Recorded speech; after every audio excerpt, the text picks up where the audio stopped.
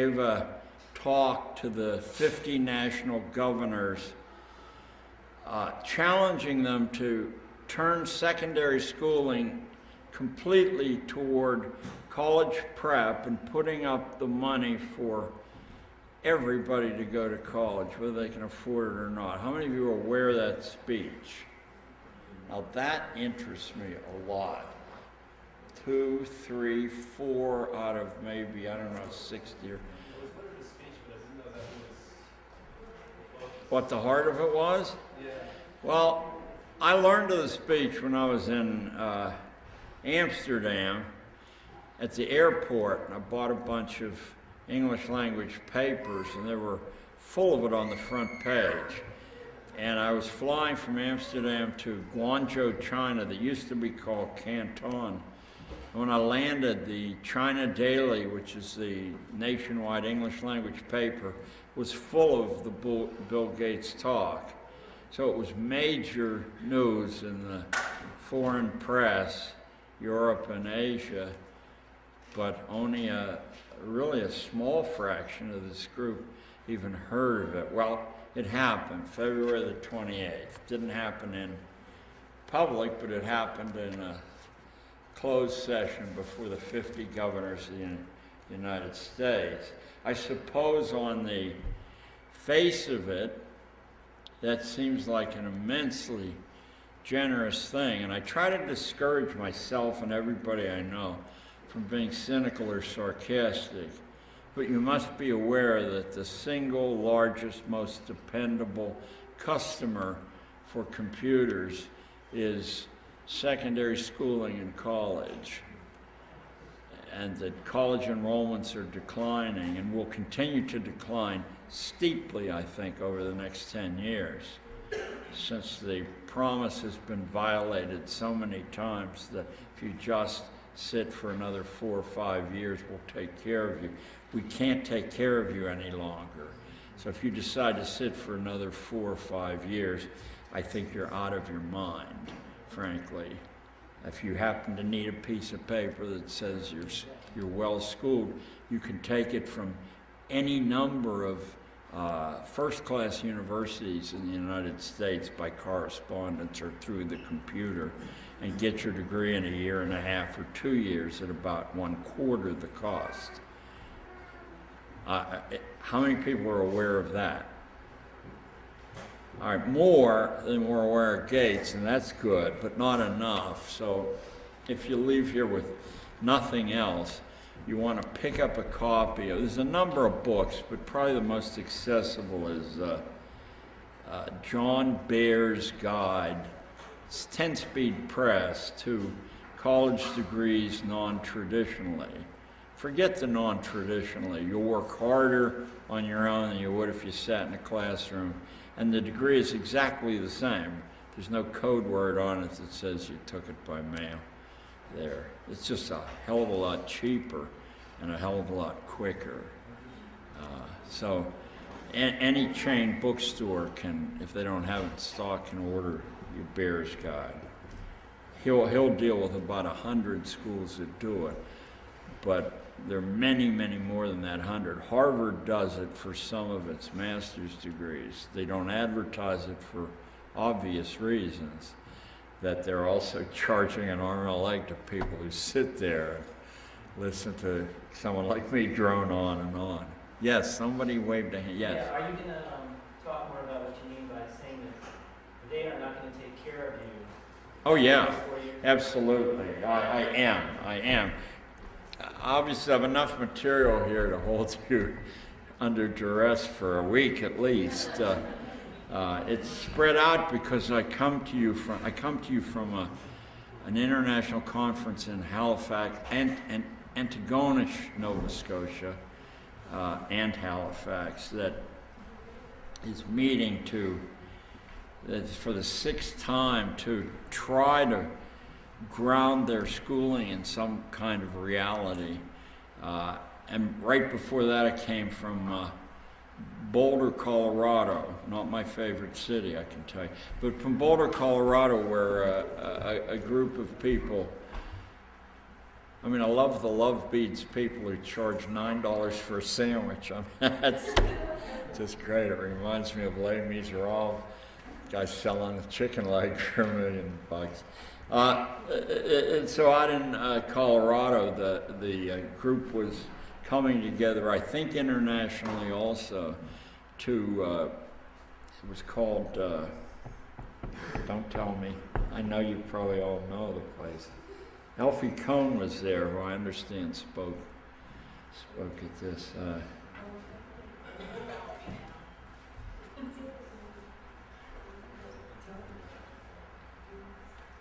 Well, the theme was to reintroduce a heavy dose of love into curriculum. So that's not what they called it, but that's what it was. So there's a ferment everywhere. I just turned down a job in Karachi, Pakistan, because I despise what Pakistan does to its women. And I'm probably going to turn down one in Istanbul, Turkey. But then anyway, the reason I'm saying that is that the time to actually prepare a focused talk to any group has vanished in constant airplane travel. However, there's enough here that I feel confident that we can make it up as we go along, which is the motto of what school? Albany Free School, right. That's my favorite school on planet Earth.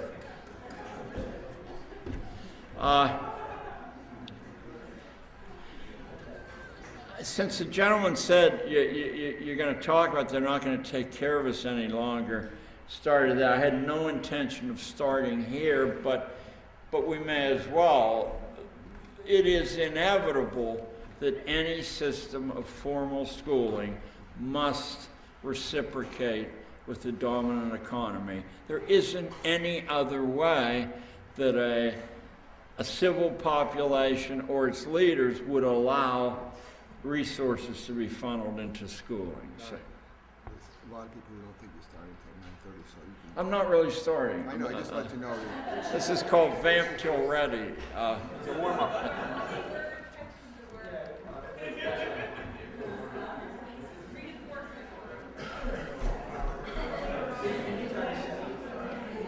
So this reciprocity with the economy is inescapable in formal schooling, but I'll tell you that having arrived at the age of 70 and lost half of my false teeth, I can tell you that my experience is it's inevitably a heavy influence in any kind of alternative schooling, including homeschooling or that version of it beloved to me called unschooling.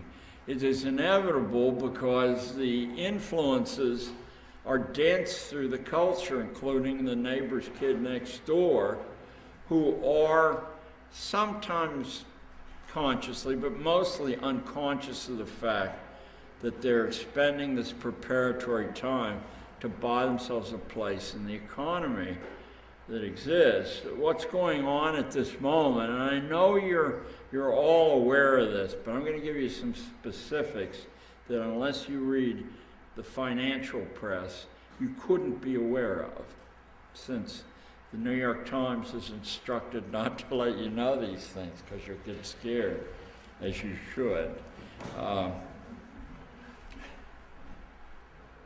I'm pausing to find the most economical way to open up what really deserves a long, and we're going to spend about 4 minutes on it. The Financial Times of London, for example, over the last 5 years, has been urging China, who holds some $2 trillion worth of our bonds, to dump the bonds, to dump the United States as a market if we're using our availability as a market, as a bargaining chip, to have China do what we say. Just dump them. The Financial Times of London says you don't need them any longer. You can produce right now everything the rest of the world needs, and they will instantly take up the slack by by surrendering the American market. Now, there's hardly an economist of any political persuasion who doesn't know that without the support of China alone, let alone the combined support of China and India, over a third of the world's population, that there would be a catastrophe in our corporate economy, which means there would be a catastrophe in institutional hiring, governmental hiring. There'd be a collapse in the college population, with the consequent unemployment of really hundreds of thousands of college professors who aren't attitudinally adjusted to drive taxi cabs, in which cases no one can afford a taxi cab. Don't let me ramble. I'm Italian, and it's built into the genetic pattern of Italian. Hold me to the... So, one of the examples that I think you can hold on to and then generate the rest of the family out of is engineering. An important part of any technical civilization, obviously, is the training of engineers and technicians. And we have pretty much dominated the engineering and technical operations of the planet since Britain ceded the field to us around the time of the First World War. At this current moment as we speak, China and India have produced 10 million technicians and engineers in excess of their domestic needs, and those are available on the world market, bidding for work at 16 cents on the dollar. But that really is the tip of the iceberg, according to Financial Times. In the next 10 years, 50 million engineers and technicians in excess of Chinese and Indian domestic needs will be released on the world market, quite enough to absorb all the engineering business of the planet, except for that under the direction of philanthropists who will, in spite of their economic bottom line, give the work to people who don't do it better, but charge 6 times more. I think you can see that if you take engineering as a vanguard, because it's easier to grasp, and then multiply that by any number of jobs of any nature, which would include medicine, of course, that you can expect to see a crisis occur here in the next decade. There is a way out of the crisis, but no American schooling is geared to allow training in the way out of this crisis. Is this sort of... I'm going to wait till they sit down. We can temporarily prevent the worst effects of this, temporarily, because we're still in charge of the world's financial shenanigans. But I think the handwriting's on the wall there. When I was a boy back in the 1950s, the General Motors Corporation not only was the strong anchor of our economy, but it dominated the world's auto market. I mean, just completely and totally. Everyone else, well, it was Ford and Chrysler, but GM dominated everywhere. GM is hanging on the verge of bankruptcy right at this moment. The pensions of hundreds of thousands of GM workers and executives are now hanging by a thread, and almost certainly there are going to be drastic cutbacks in that. About a month ago, whoever rates bonds, the big one, declared GM bonds junk. A week before that, they declared them one level above junk. But then, since everybody knew that was being done to keep you from panicking if you had a GM pension there, about a week later they just surrendered to reality and declared them junk. Now, for you younger folk in here, that's one company, so what? Toyota makes better cars, they do. Honda makes better cars, they do. So what? Well, it tells you how shaky the base is under all of these pillars of the economy. We are absolutely uncompetitive as far as making stuff, although it'll take 20 years for that to become abundantly clear. On the other hand, we're super competitive in areas that require imagination.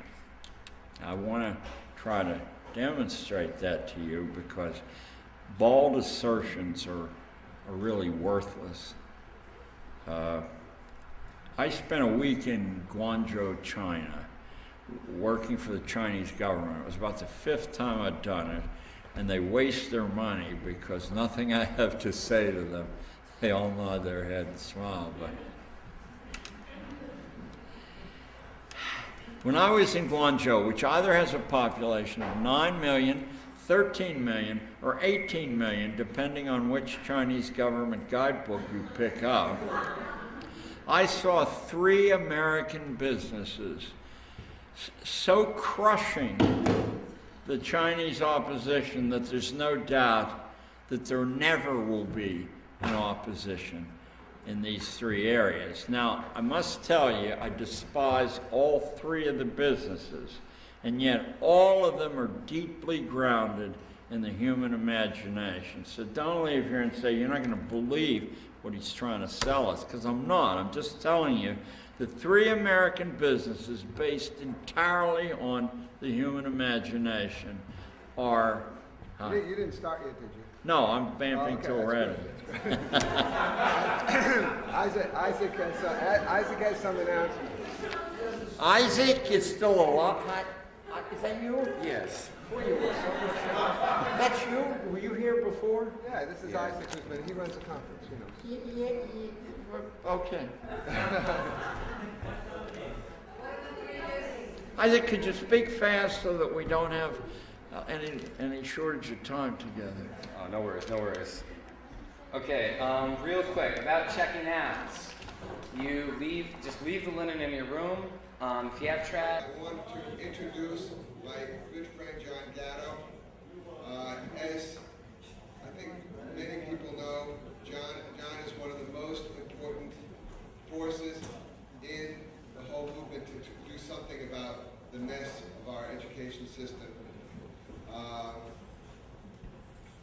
Probably people have heard the story that when John got the award as Teacher of the Year and made his acceptance speech, he told everyone that they should probably take their kids out of school and teach them at home because the system was psychopathic.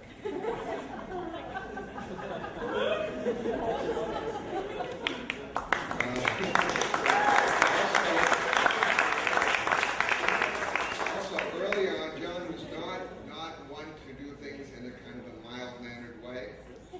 Rented Carnegie Hall to let people know about educational alternatives. And that was an amazing event. I think a lot of people first heard about alternative education by coming to that event. So, John, just forget everything you said before now, start all over again. For those of you who came late, what we're talking about before you got here was the crisis in the economy, which is being pretty resolutely concealed from people, but you can see the signs of it everywhere. And that if you read the financial press for the last 5 years, essentially some of our best allies, at least in theory, are urging China to cut us loose. China props up our monetary units and becomes the producer of choice because they charge nothing for what they produce.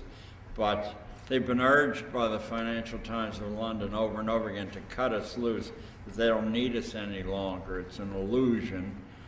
And we had reached the point where I was talking about one of the this is not the talk, by the way, we're really just talking.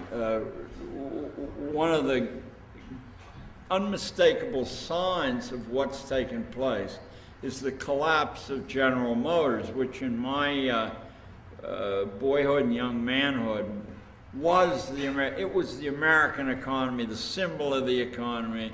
We dominated everybody, even the competitors that appeared to be competitors were in fact paid for by General Motors, and General Motors took the lion's share of their profits. It was a wonderful global monopoly, and a couple of weeks ago, its bonds were declared junk, and it's fairly clear now that it won't be able to meet its pension obligations.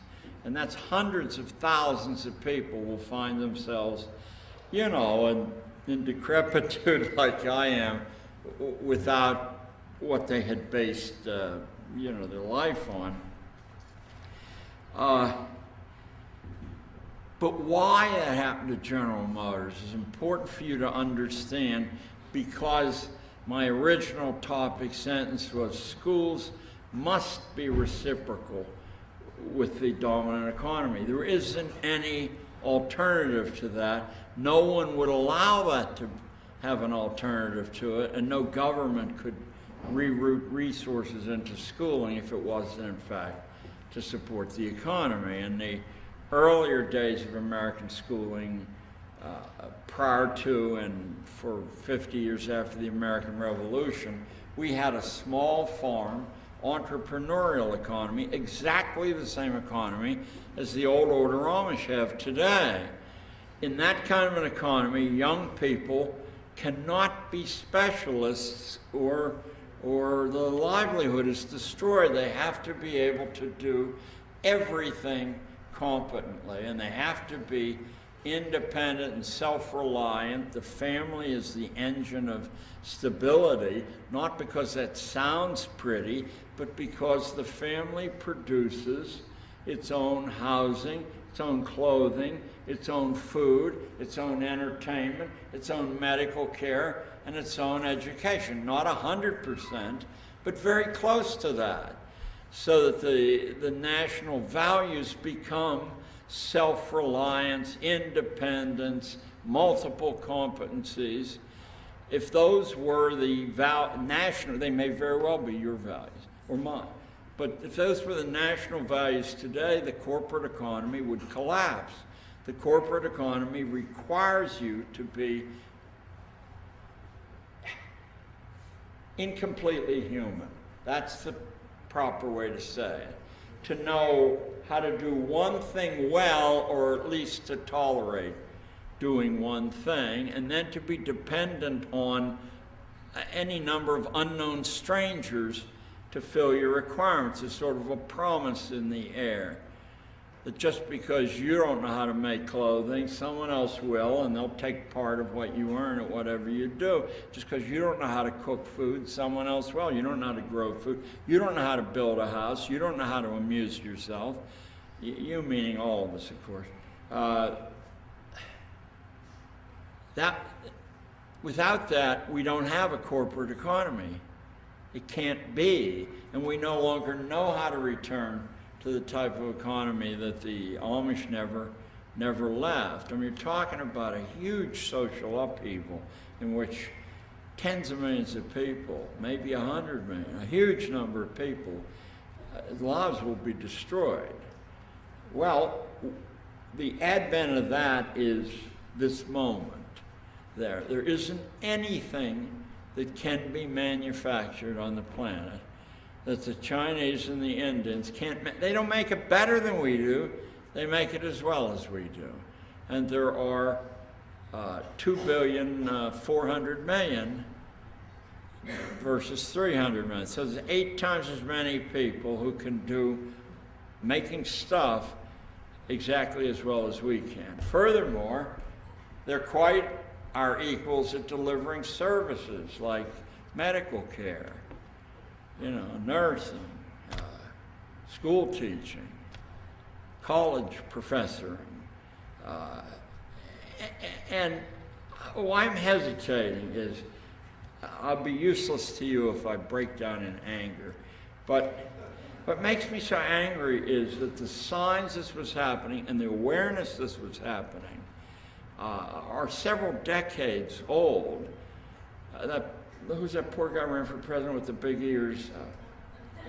Ross Perot, because he was on the top of the feeding chain, was privy to all this information before it got to the papers and their decision whether to print it or not. And he tried to, he's running around shrieking about it. And he did better, I think, than any third-party candidate in U.S. history the first time he ran. But it was helpless to stop what happened to General Motors. Now, I'm still not starting the lecture. I'm concluding what happened before you late people got in. What General Motors did was an act of suicide. It literally put to death its car division. As of 10 years ago, General Motors was not in the automobile business. And the evidence was there for you to see had you been inclined to look. 85% of the profits General Motors made beginning 10 years ago were not from cars and trucks. They were from variable rate mortgages, speculating in foreign currencies. General Motors was only the shell of an automobile company. No wonder it couldn't compete with Toyota and Honda, which are automobile companies. There's no way to get promoted in the General Motors hierarchy to that area where, you get 1 million stock options if you're in the auto division.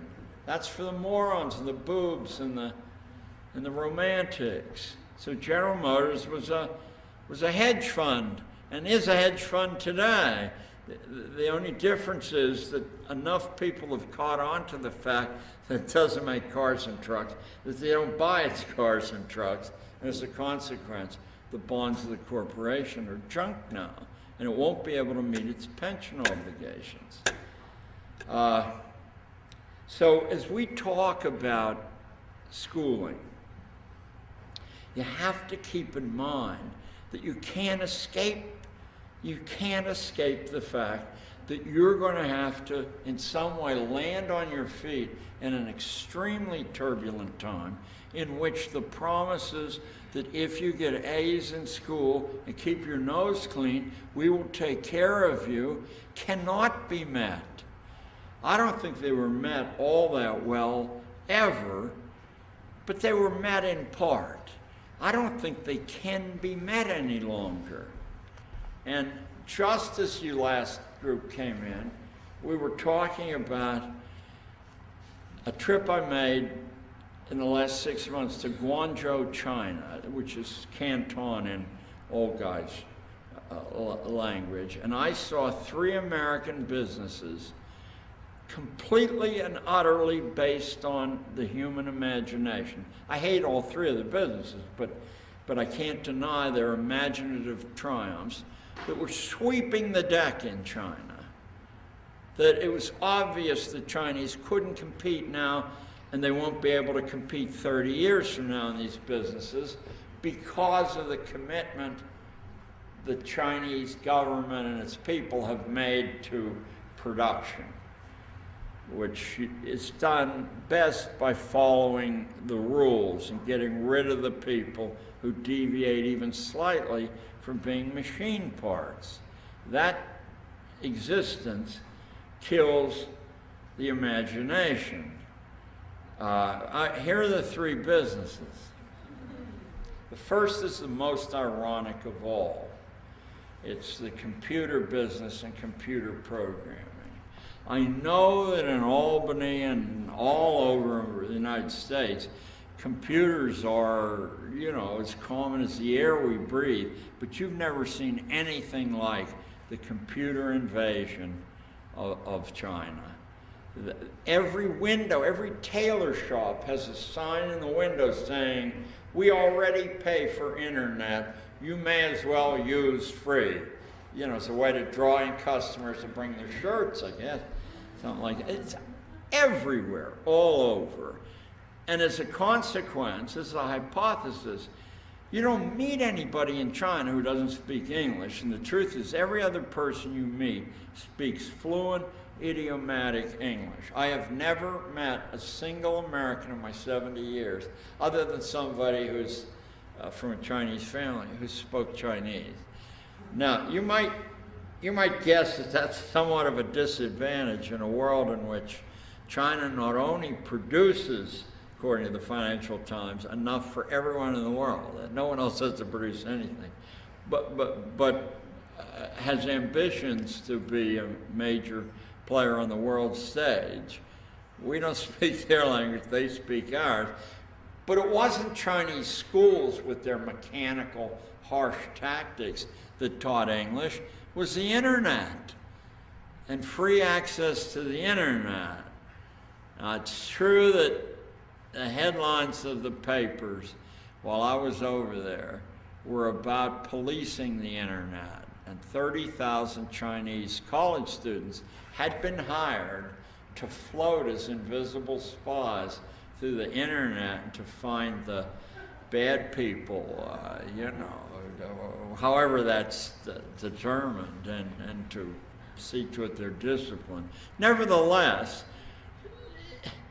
in my ignorance, I own an expensive computer. I never use it. I hardly ever take it out of the bag, and I think it's a contemptible business. About a week ago, I hope you know, a huge study by the Economic Club of London, I have the evidence somewhere here on the table, of 100,000 kids in 31 countries said there was a significant decline in intellectual capacity that came from using the computer. Apparently the analytical ability just shrivels up. Nevertheless, it's really at the heart of our economy right now, and even of our social life. And if you allow an ignorant old man to say, somebody saw the potential in a grain of sand, a silicon chip, making scratches on it, you could talk all over the world, you could store everything that was ever invented in that. I mean, it's a wild leap of imagination. Surely you would have been burned to death by saying that at a bar in Germany 500 years ago. So American computers dominate, and English is almost as commonly spoken in China as Chinese is, and it's the idiomatic English that really causes a chill to occur. So that's one American business that doesn't depend on, marching, shuffling to the coal mine every morning to do. The second American business which is even more loathsome to me than the computer business, and is even more prevalent than you find it in Las Vegas, was the fast food business. It's unbelievable. Just take a leap of faith. Every block has 2 or 3 fast food places.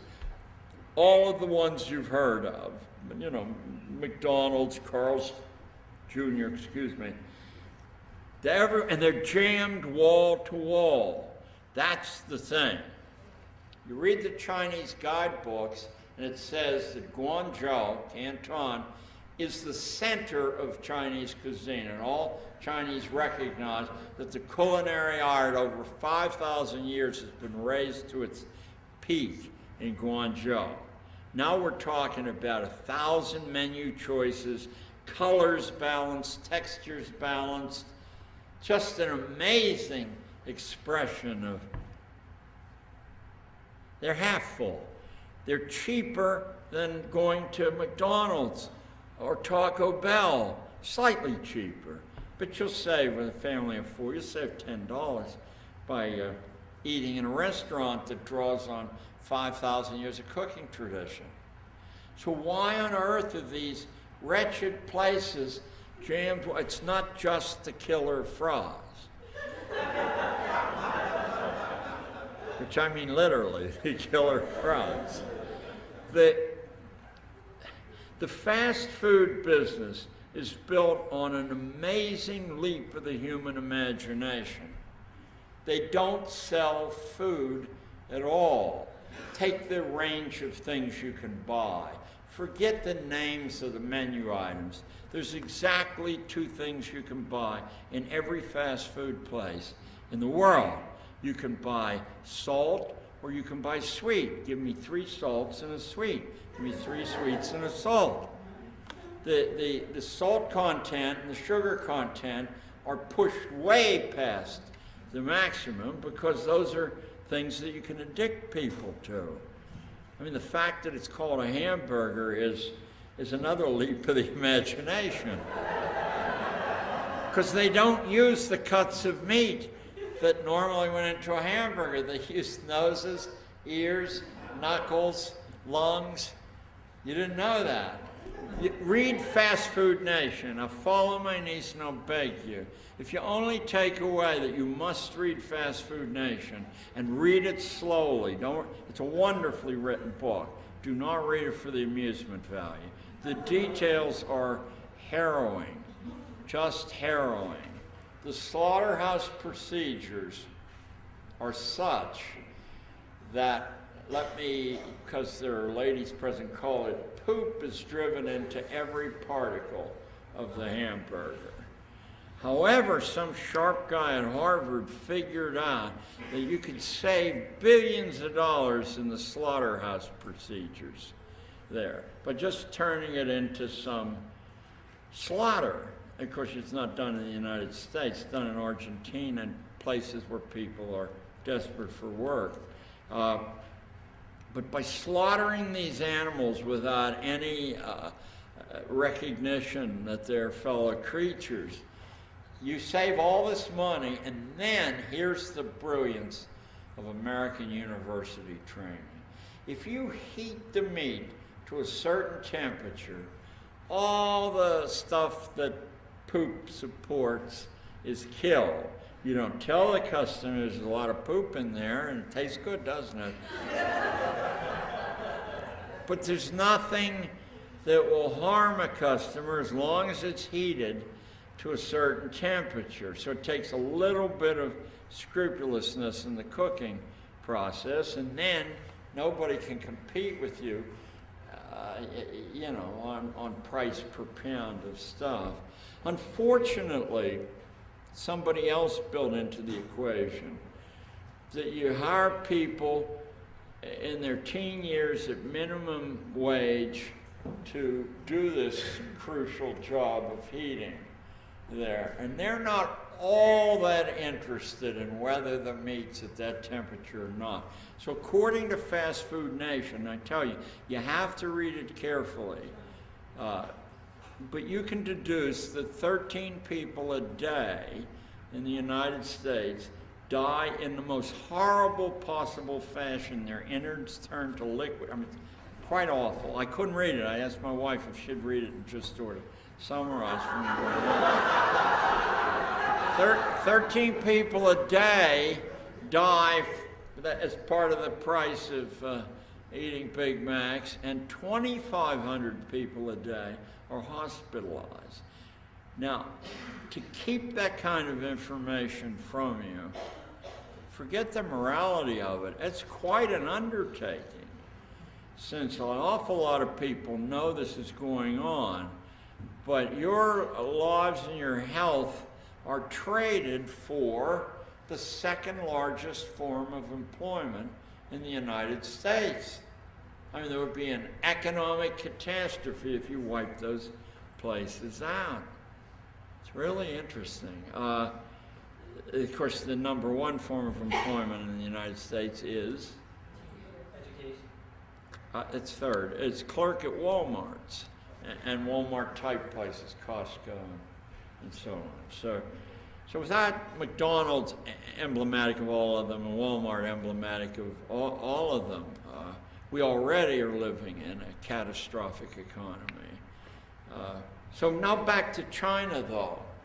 So here this quite inferior, dangerous, and even expensive food has overwhelmed the subtlety of Chinese cooking, because they're not selling food at all. They're selling a return to childhood. I'll try to prove this to you. They're selling a return to childhood in which there are few choices and all of them are beneficent, salt, sweet. They're selling brightly lit rooms instead of subtly lit rooms. They're selling primary colors and signs around the wall instead of the subtle statues of Buddha or whoever, Confucius, and flower arrangements. They're selling spotlessly clean toilet facilities so you can get rid of the poop by pooping. And they're selling this social experience free of the tension of wondering if you can pay the check because you don't get the food if you don't pay for it first. And this, how much shall I leave the waitress or waiter, because you don't leave anything for them. And finally, in that brightly lit, primary color surrounded atmosphere, since you have nothing to say to your companion or nothing to think about because you have no inner life, you can watch other people struggling to have a conversation. You know, now it's a little bit unfair at the end there, but essentially,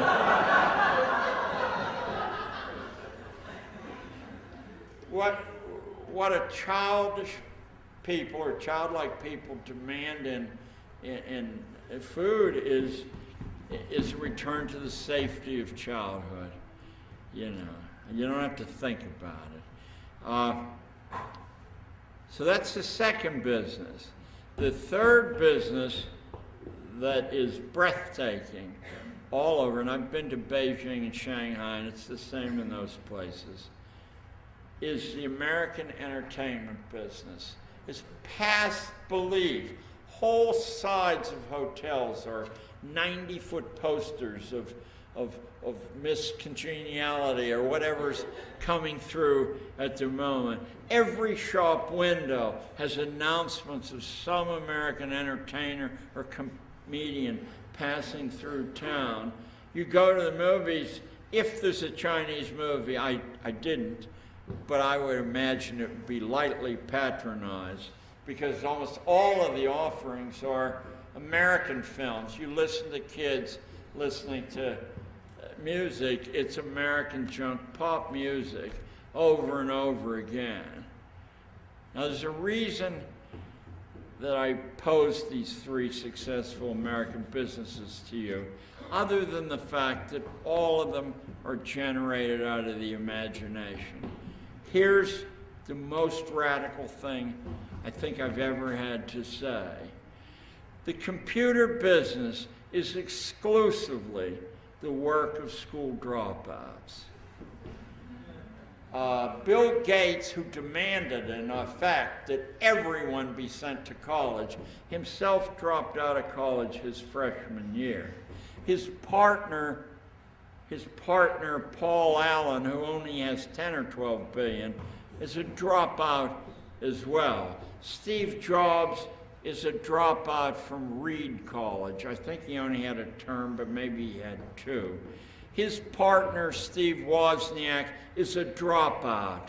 Michael Dell, you guessed it, a dropout. Larry Ellison, the CEO of Oracle, a dropout. Who the hell are these people to say we all need 4 more years in the lockup?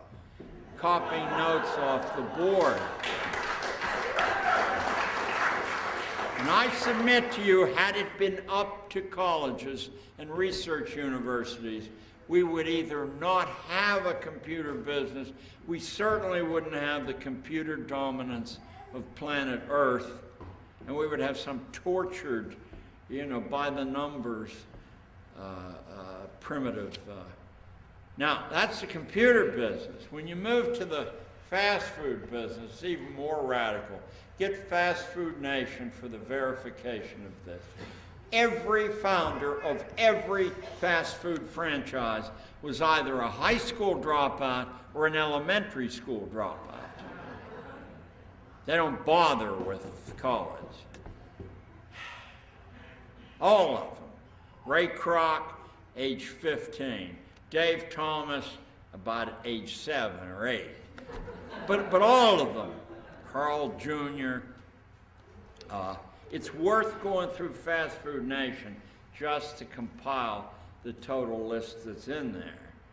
So here are two businesses that are keeping us from sinking without a trace on the world market.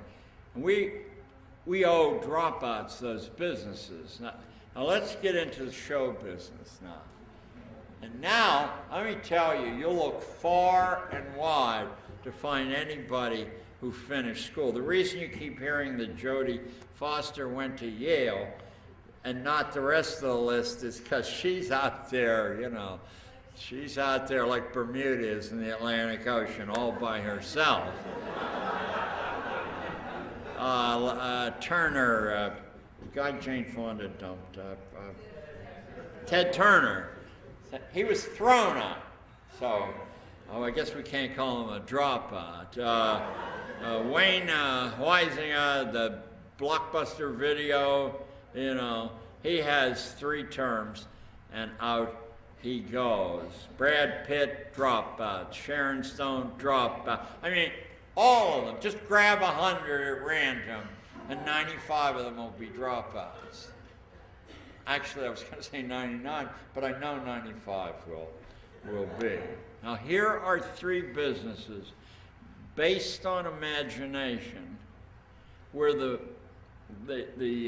fundamental personnel were aware of the constraining element of schooling on the imagination. And so out they go. Now, let me get away from generic industries to people, at least 2 of the 3 people, most or all of you will be aware of. About 2 weeks ago, a young woman changed the destiny of women who want to drive faster than 200 miles an hour. Her name, Danica Patrick, and she was leading the Indianapolis 500 with 7 laps to go out of 500, and her pit crew had made a mistake on gassing up her car. She finished 4th, but lest you are sad for her finishing 4th, A, it was her first race, and B, for finishing 4th, she got $330,000 and $2 million worth of product endorsements.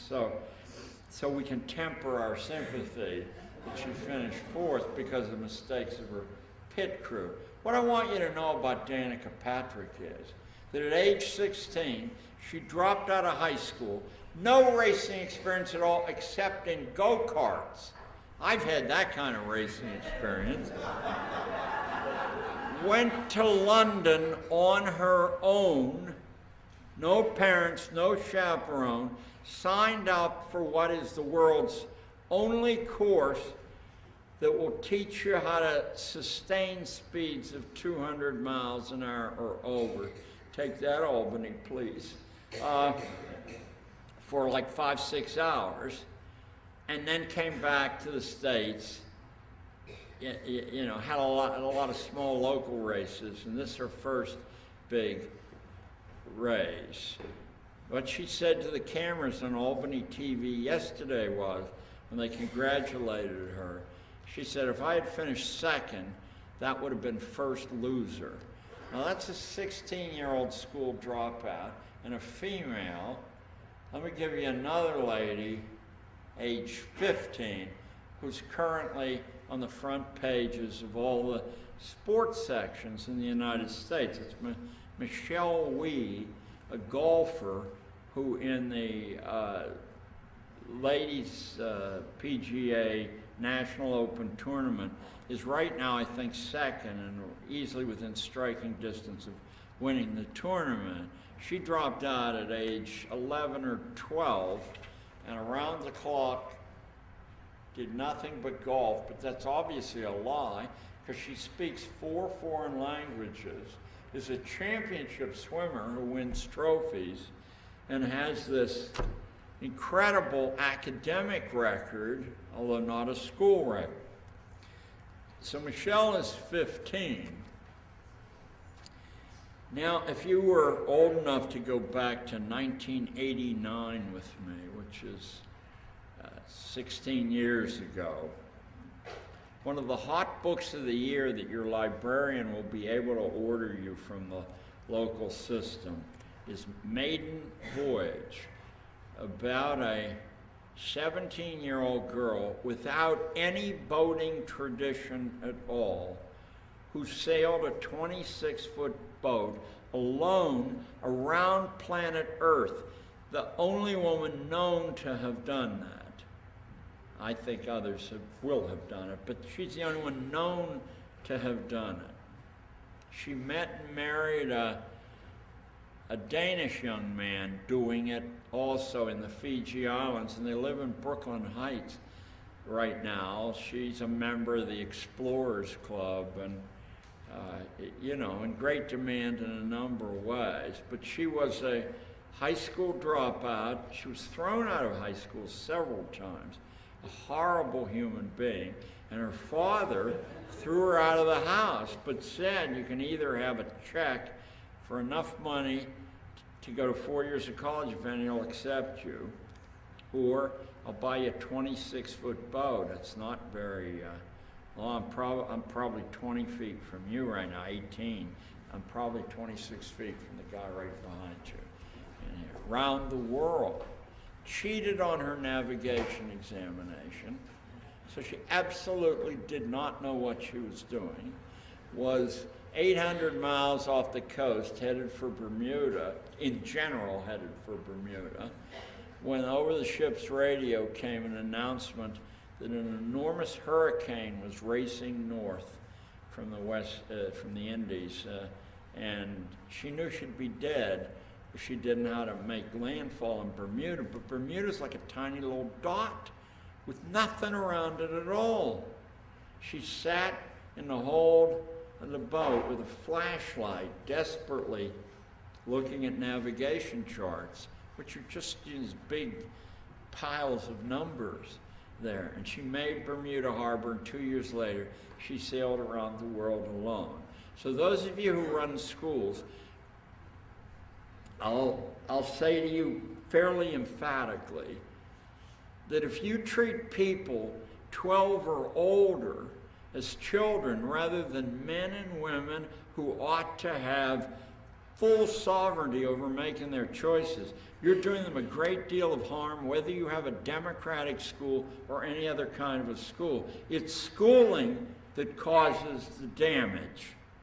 There are better and worse kinds of schooling, but schooling itself is such an evil that unless you watch all the time what you're doing, that you're going to do tremendous harm to the people under your direction. And if they arrive at 18 without some record of distinction, whatever that is in their life, and not in getting grades in your classroom, you've probably done them lifelong harm. I mean that truly. Last March 19th, March 19th, in the front page of the New York Times, the admissions director at Harvard College, Marilyn McGrath Lewis, announced that Harvard rejects 80% of the valedictorians who apply. 80% of the people who sacrificed everything to get the best grades in the school turned down by Harvard. Why? Because Harvard only accepts people who have a record of distinction when they apply, and grades and test scores are no record of distinction. They're a record of obedience and memorization.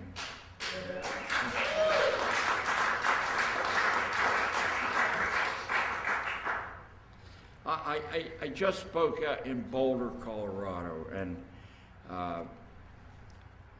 one of the speakers there was associated with something called Jefferson County Open High School, which is considered the finest high school in Colorado. And if you go there, let me tell you, it looks just like Columbine. It has all kinds of equipment. It has, you know, a teacher for every 7 students. Everything's clean and spotless, and all the faces are scrubbed. I spoke there, and I don't think they were very happy with what I said. I said I knew this place when it was called Mountain Open, and it was famous all over the world. The senior project was to walk from the mountains of Colorado to Mexico, and then turn around and walk back. Arnie Langberg, who is a famous New York schoolman who started the Great Neck experience that got somebody the superintendency, was Sobel. I mean, Sobel didn't deserve to be commissioner of schools, but what he wrote on was Arnie Langberg's creation in Great Neck, an expensive Long Island community, that every school followed a distinctly different philosophy, and every student had the public right, had to be polite, to denounce a particle of what was going on in the school or the entire system. And I used to sit through their sessions as a supervisor of student teachers at Queens College in New York, and it just dazzled me to see for the first time in my life what I had read in Benjamin Franklin's autobiography, that 12 and 13-year-old people are at the pinnacle of their intellect, their imagination, their analytical ability, their physical strength, their resiliency, and to reserve those people from the general society for their turn to enter is as disgusting a crime against people as is possible to do. So anyway, so back to, I never play speaker games, never. And I really listen to speakers to see how tightly scripted their movements are and their asides to the audience. And when I hear them, as I did in Colorado, you know, I don't want my time wasted that way. But I want to play a little game with you, because one of the ways those distinctions, forget the morality of it.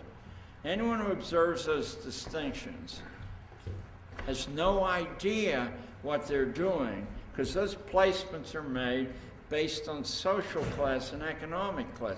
Purely and simply, that's how they're made. A few people are mixed in from the unsavory classes as a kind of seasoning there.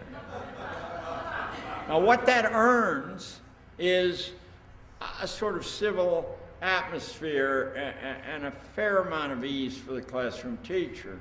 What it surrenders is the tremendous energy that's created by the social dialectic. And if you read Aristotle in the Politics, he said people who can't operate dialectically aren't really human beings at all. They're these incomplete people that I told you a half an hour ago are required by a corporate economy and a layered society there. So anyway, I want to play a game with you based on divide and conquer. And I want to show you how it operates. I have 2 pieces of documentation here in my hand. If anyone's seen the letterheads on them, would you reserve yourself out of this? Because I got a letter from a famous national figure on January 13th of this year, and I got a report from this figure that goes out to a national association in March. Let me read you from the letter first. Just 2 sentences. In cleaning up my desk, I came across a good letter you wrote me many months ago, which I probably never responded to. Your letter was about the presidential candidates, that's Kerry and Bush. And of course, I agree with you. It's tragic what Bush has done to America. The first thing I'd like to ask you to do is to locate on the so-called political spectrum whether that statement tends toward the left or the right. Now just make your own private decision. Now I'll give you a piece of, second piece of education. No, I mean not education, information. Big Brother is on the march. A plan to subject all children to mental health screening is underway, and the pharmaceutical corporations are gearing up for bigger sales of antidepressant and psychostimulant drugs. It started with the new Freedom Commission on Mental Health, created by George W. Bush's Executive Order 13263 of April the 29th, 2002. The commission issued its report on July 22nd, 2003. President Bush has instructed 25 federal agencies to implement the commission's recommendation. And so funds, a lot of funds have been raised. The funds appear to be part of a larger plan to get more and more people labeled into the psychiatric system and to move children into the psychotherapeutic state, whether their parents consent or not. And there's a whole lot of documentation here. I'm at pains to hide from you where this came from. And the thing concludes, you must call for a law to prohibit coerced drugging with psychoactive medicine of children in government schools. There's a real danger that universal mental screening will be used for politically motivated purposes to identify and change the attitudes of children whose social views may not be politically correct. Once again, locate that on the spectrum, left to right, in your own mind there. Now, those of you who've located these two pieces of evidence on the moderate right, would you raise your hand? Those who've located it on the moderate left, would you raise your hand? Those who've located it on the extreme left, would you raise your hand? And those who've located on the extreme right, would you raise your hand? Well, I know the person who wrote the letter, and it's a woman. I have a tremendous respect for her, and I can tell you, I'll just give you her name. That letter came from Phyllis Schlafly, and I just read you the Phyllis Schlafly report. The way we're divided, one of the principal ways we're divided from people who, in fact, would be strong right arms, is that we categorize people and then label them either black or white, in extremes there. The reason I brought Phyllis Schlafly to you was that an earlier speaker at this conference identified me in a national teacher magazine as a friend of Phyllis Schlafly, and therefore as a sign of the deterioration of school reform. That was Alfie Kohn. And when I wrote to the magazine and asked for the right to respond to that, the magazine, it was a Phi Beta Kappan, so it said yes, and when I responded to that, I was told that they couldn't print the response. Now, somebody must have gotten to them and said, you can't allow that to be printed. I can only think of one person who would have done that, but I may be wrong, so I won't name that person. The world and the society as it's presented to us, not only by television and radio and other forms of journalism, or by the government, of the institutions like schooling is, in my 70 years, not at all a description of reality. I sometimes say to audiences, I used to be a tremendous fan of stage theories of child development.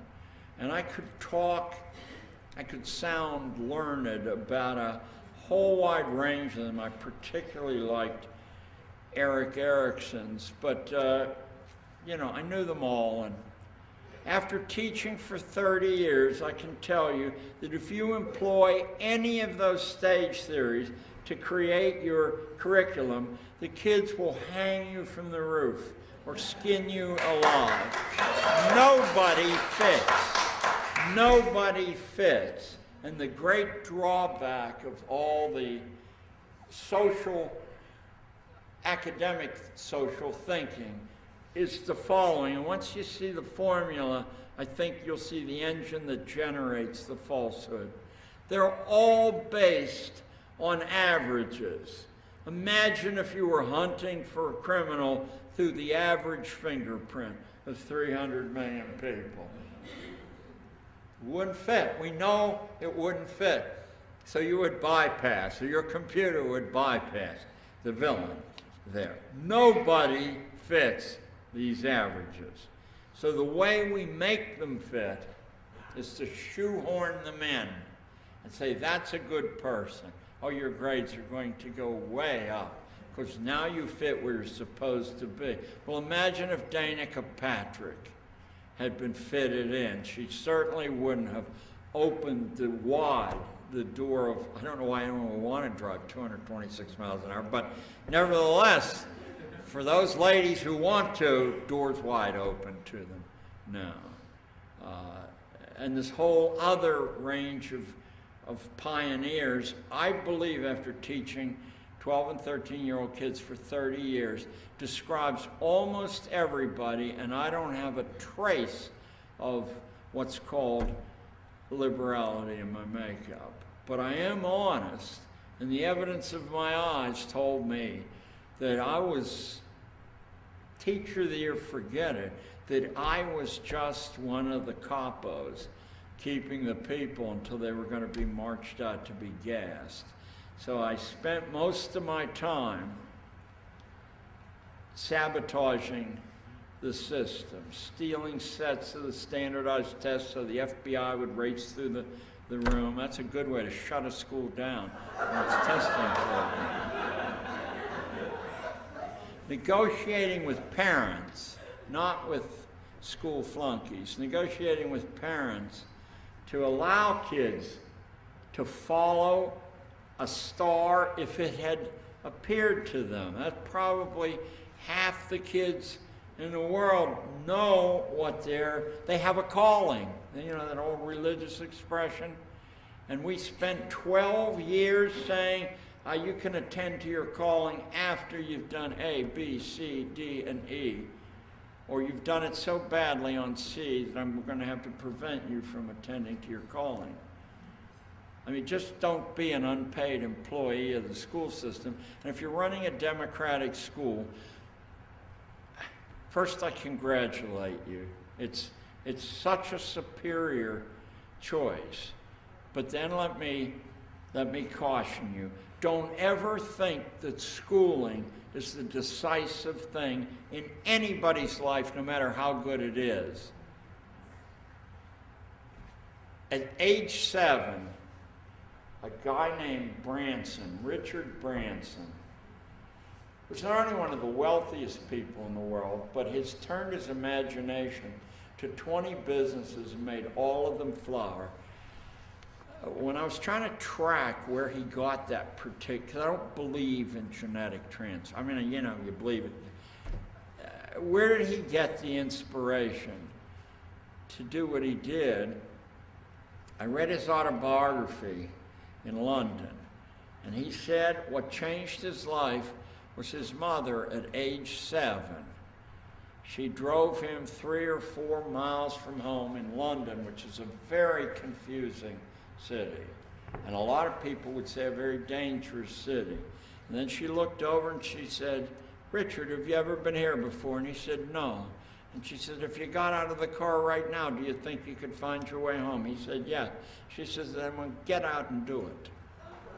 That changed Branson's life. That's what he remembers in his 60s as being the trigger. All of us can do that. Doesn't cost a damn cent. Think of all those dropouts who made the businesses that are keeping us afloat right now. I wish they had made different businesses, but who am I? Who am I to say? Who am I to say? I'm yearning for a poop-soaked hamburger right as I speak. How about the colossal chutzpah to think you could get away with that? I just have a few other things to say. I'm going to give you a break, and then we can address whatever you want to deal with. I actually brought a. Okay, that's good. I only used an hour of your time so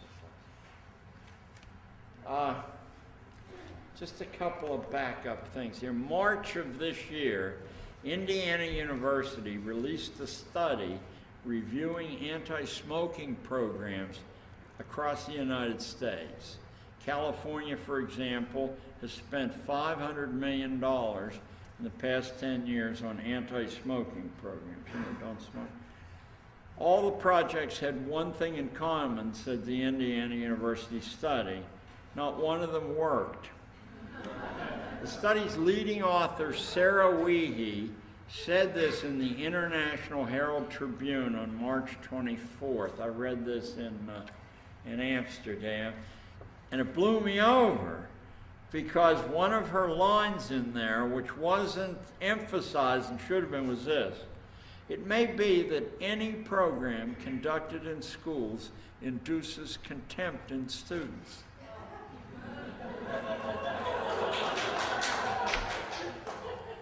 Here's another piece. While the Indiana study was being released in March, I read about it on March 24th, but it was released earlier, my wife and I were in a village in France called, forgive my accent, Oradour-sur-Glane. It's near Limoges, about 12 miles from Limoges. So if you could sort of picture that. It's a unique place because when you get to the village, there's not a single inhabitant. You've been there. Okay, okay. Not a single inhabitant in the village. All of the inhabitants haven't been shot or burned to death by retreating Nazi forces in 1944, all except one, who's an 8-year-old schoolboy named Roger Godfrey. I'm sure I mispronounced that. Roger missed being murdered because when the Nazis summoned everyone to the village square to make their work easier, Oradour school teachers shouted to the children, "Hurry, hurry, don't keep them waiting." But Roger, the bad boy, disobeyed. He ran off and hid instead. He was a bad boy, so he's still alive. He lived to a ripe old age. But all the good children and all their school teachers were locked into the church and burned to death. Little Roger was the only kid in Oradour who held school people in contempt. Just a few more oddities here. New York Review of Books on April 7th of this year had a strong piece on William Faulkner. And in that piece, he was called the most influential innovator in the annals of American fiction.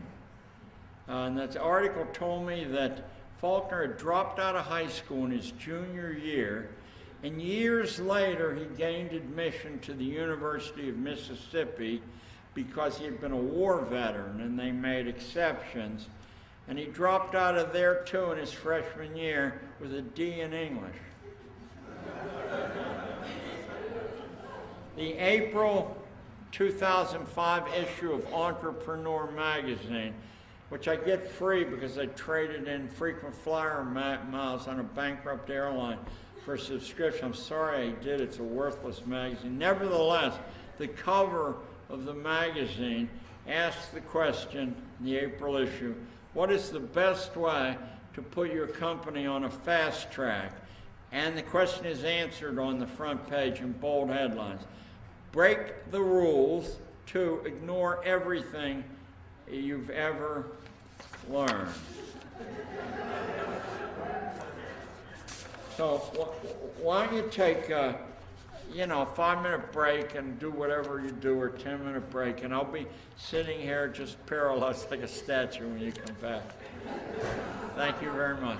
A couple of minutes to start this off, and then we'll make a question and answer. Another thing to encourage those of you who are breaking out of the trap, I was reading on the Airplane magazine, and I came across this item about Will Smith, the guy in Men in Black, and he's become a major actor now. He was accepted at MIT for a full tuition scholarship. That's where my daughter went, and I was the scholarship grantor. But instead, he chose not to go to college, and he put together a little music group with 1 billion others and went around, playing at fifth-rate venues and in bars and things. So that's how he got started. About 5 years after that, he put out a record, and 3 years later, he had the best rap performance by a duo at the 1988 Grammys. So there.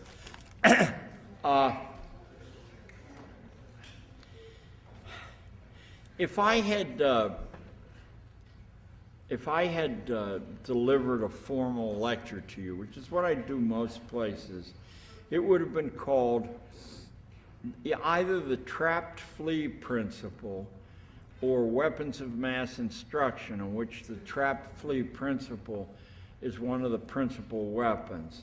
And I'd just like to sort of ad-lib for about 10 minutes some of these weapons, because once the groove is worn in your head, and it may already be there, it's very easy for you to see customary procedures as calculated restrictions on your ability to think.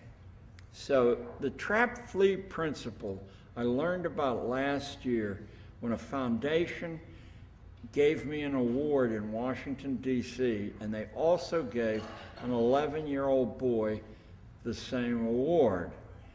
His name was Andrew Su, spelled T-S-U, and he's the son of 2 Taiwanese immigrants in Issaquah, Washington. That's a suburb of Seattle. And what Andrew had done was to win this award was to win the Washington State Science Fair. That's not the Washington State Children's Science Fair. It was a science fair for the whole state, which has some pretty, potent universities in it. So an 11-year-old boy won the science fair for sequencing a gene that's held in common by human beings and mice. And when asked at the award how he had geared up to do this kind of work at 11, he also had won 7 swimming trophies. He spoke 5 languages and had a whole lot of other satellite. He was 11. And he said he had been told a story by his uncle when he was 5. I think he said when he was young, but turned out when he was 5, that if you put fleas in a shallow dish, like a petri dish, they will instantly jump out of the dish. But if you put a lid on the petri dish or some covering over any other shallow dish, and you wait a couple of hours, when you come back and take the lid off, none of the fleas will leave. They will have jumped so many times and hit their head that they don't jump anymore. And you can now work on those fleas, like if you want to train them to draw little chariots or swing in circles, which for hundreds and hundreds of years the nobility of Europe did do. They'll be quite docile, and they won't ever try to escape again. So that's the trapped flea principle. If it was known to kings of Europe 200 or 300 years ago, and if it was known to an 11-year-old boy in Issaquah, Washington, you need to apply it to all forms of schooling. All forms of schooling that prevent you from following your calling or your star are varieties of the trapped flea principle. After a while, you won't jump anymore. You'll listen, memorize, and follow orders. So there's the trapped flea principle. The second one is the boxed horse principle, it's called, although a horse in a stall is probably clear. I learned this about 6 weeks ago from a magazine that if any of you know it exists, then beer is on me. It's called the Equine, the Horse Mental Health Journal, and there's actually a magazine that people subscribe to about the mental diseases that horses, because a lot of people love horses, I guess. And anyway, according to the Equine Mental Health Journal of March, I would imagine, but April if not March, if you raise a horse and keep it away from the herd, and you keep it, except when you're exercising it, in a stall, the horse will show a number of characteristics that tell you that the horse has lost its mental balance. Now, I hope, that, as I say, here we are, horse in a bog. Let me see if I can give you those actual characteristics. On the people the trapped flea strategy doesn't work on, stronger medicine is indicated there. The point of these strategies is to keep you from developing an inner life and to keep you from tapping into the resources of the general community. So the formula for a trace of madness, notice what a trace of madness does in kids. The kid may very well have already shown a streak of brilliance, a streak of ornery, self-reliance, but if he also shows, or she, a trace of madness, they are very easy, wherever they go, to marginalize, to keep away from recruiting allies and things like that. The formula came from horse breeders. All right, here it is. When the scope of your daily life is oversimplified by keeping them predominantly idle, these are horses, keeping them apart from other horses, you will create an animal that interacts with the world in unnatural ways. It will be timid at times, crazy at other times, undependable at other times, bolting, bucking, shying, and avoidant. If you keep a horse from accessing the wisdom of the herd and the wisdom of its own nature by taking risks, you get a horse that doesn't know where it belongs in the world. This is quotes from the magazine. Under such conditions, well-bred horses with tremendous potential end up living their lives as consumers instead of contributors. Now, if you interpolated producers in the place of contributors up there, you will be prepared to wrestle with the disease that's built into capitalism that requires us to school children in a variety of ways. And here is the disease. The name of it for most of the history of capitalism from Adam Smith was overproduction. These days, if you read the financial press, it's called overcapacity. But I think overproduction is an easier tag to remember, and it's more informative. What was discovered once production had been scientized was that if too many people understood how easy it was to do, what would happen is the market would be awash in a particular kind of product. The value of the product would drop close to zero. Think of the dollar stores, for example. And no one would put up money to retool the machinery to make another generation of that product. The panics of the 19th century are all the result of overproduction. Too many people figuring out how to enter the market as producers rather than as consumers. Not more than 15 years ago, we had a colossal panic throughout Asia. It probably was a little less than 15 years ago. That was caused by Japan making too much on its balance of payments, not being able to find any place to invest the money. I hope you realize that this is one of the great problems in the world you grew up in.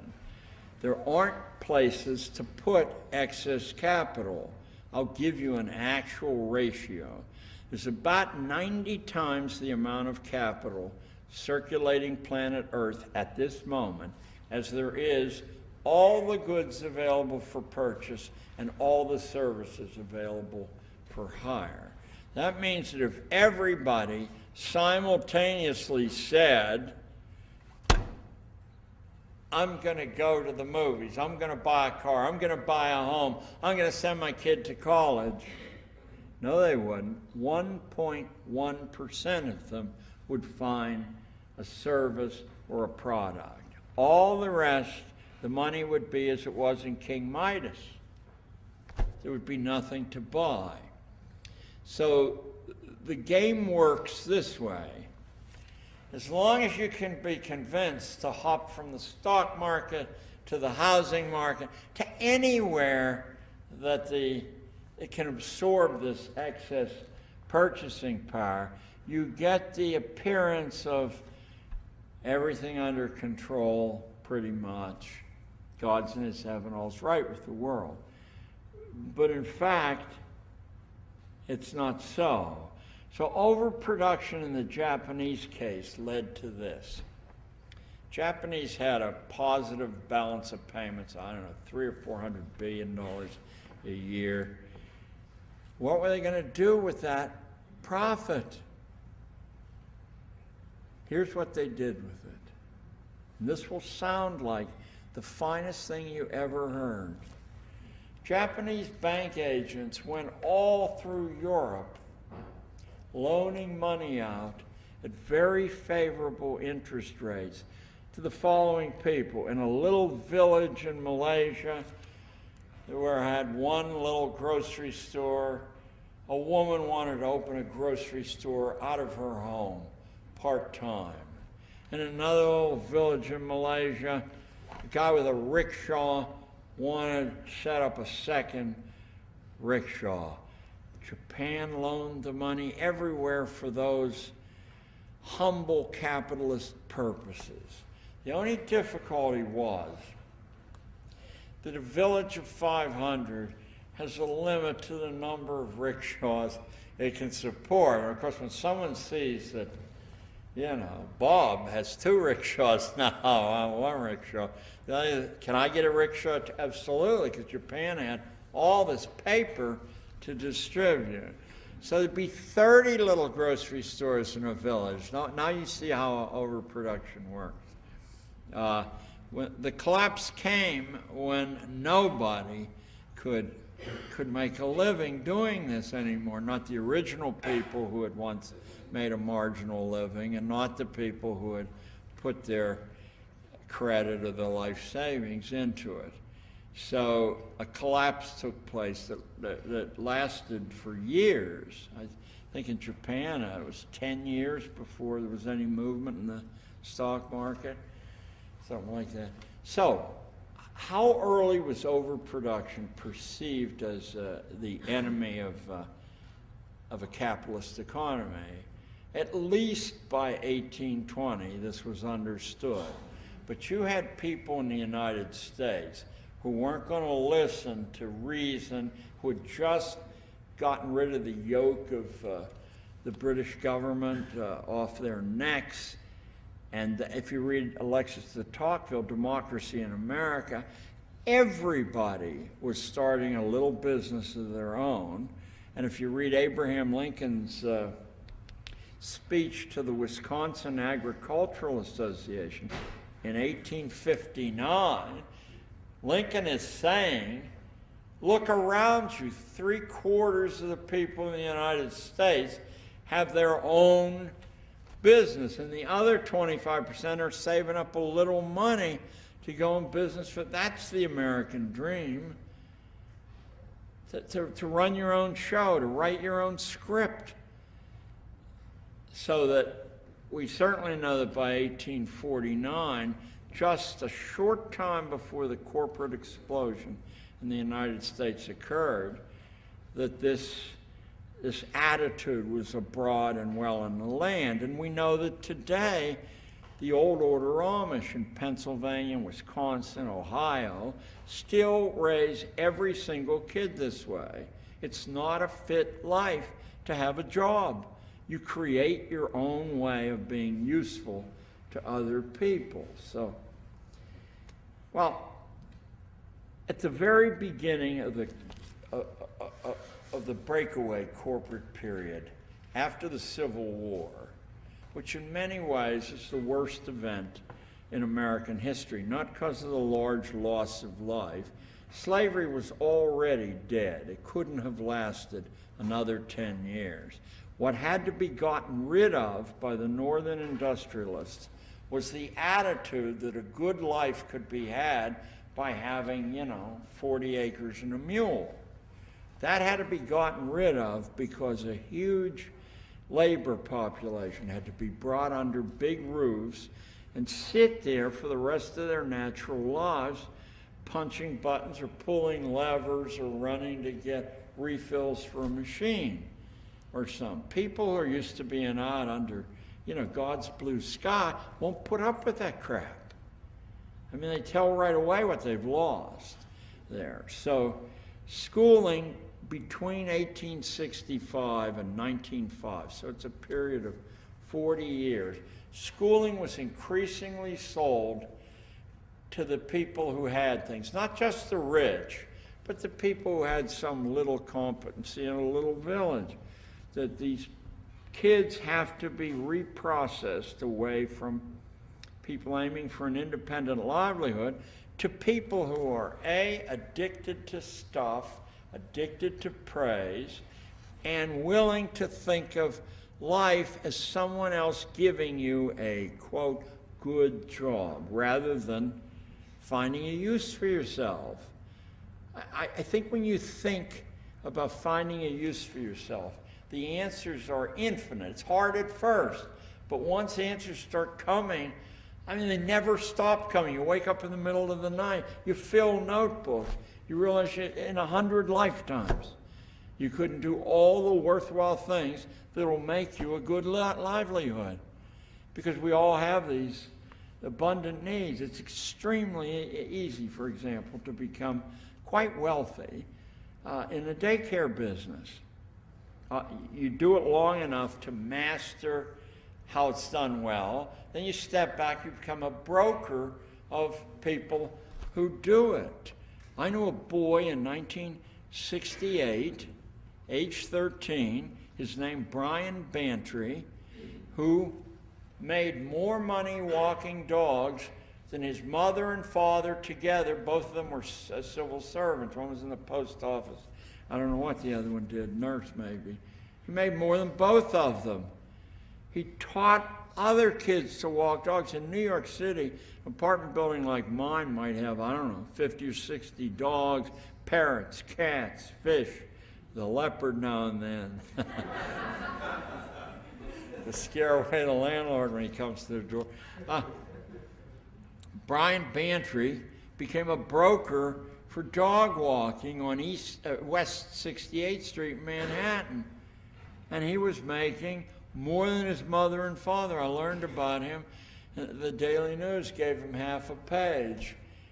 And 6 years later, 8 years later, he was a Broadway producer using the money, the huge amount of money he had put together. So if you find a way to make yourself useful, you don't have to worry about paying the rent or buying whatever, candy bars or video games. Excuse me, I need to get just a drink and a breath. So you now know of two weapons of mass instruction, and I've given them those labels because A, the labels fit, and B, it's easier to remember. The trap flea is simply to not allow the person to primarily move in the direction that their nature is moving them. And you don't have to do it for very long. In fact, you can come back to these kids at 14 and say, I don't understand, you were so lively when you were 7 or 8. And now you sit around, you watch television, you don't ever want to do anything at all. But, of course, you've done that by putting a lid on the box. The second thing is to keep people away from a wide range of other human beings, the wisdom of the herd. When you're walking through London for 4 miles at age 7 or 8 to find your way home, you got to talk to a lot of people who aren't like you. You know, the whole area is charged with excitement there. So keep them away from the wisdom of the herd. And keep them from taking risks. Naturally, in their own best interest. Look what happened to that poor girl down in Aruba. That'll be talked about for the next 25 years. Whatever her name is. The judge, we know the judge did it, not his son. All right. I have a few other, I'll just name them and I'll just talk briefly and then we'll have plenty of time left. To talk, for you to do most of the talking. The artificial extension of childhood is probably the primary driver of schooling. Childhood exists as long as a person feels, A, that they can't take care of themselves, and B, that they'll get in trouble if they try to, and see that their natural selfishness is being encouraged.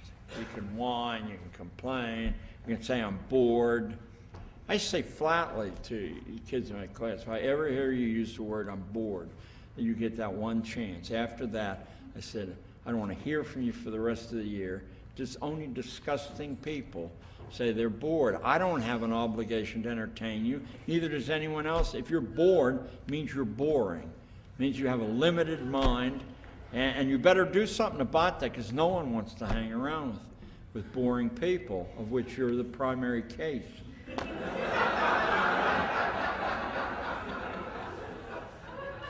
Now, that same speech was told to me by my grandfather when I was about 7, and used the term, and he gave me a crack across the head.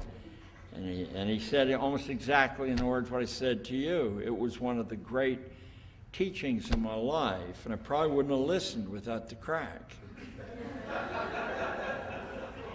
So, challenging is not, anyway. So several other of the weapons of mass instruction. There are quite a few, but I just want to give you enough that you can run with the ball yourself. And when you think of them, fax them through to me because I could use a little help with my imagination at my age. Short answer tests were understood by Cambridge University in England 100 years ago to be extremely destructive of the mind's ability to think in wholes.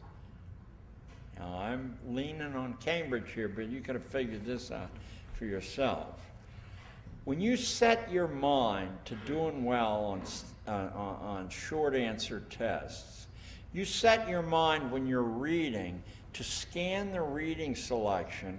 It's quite an automatic procedure to scan the reading selection for bits of information, for factoids, and you memorize as many of those bits as you possibly can.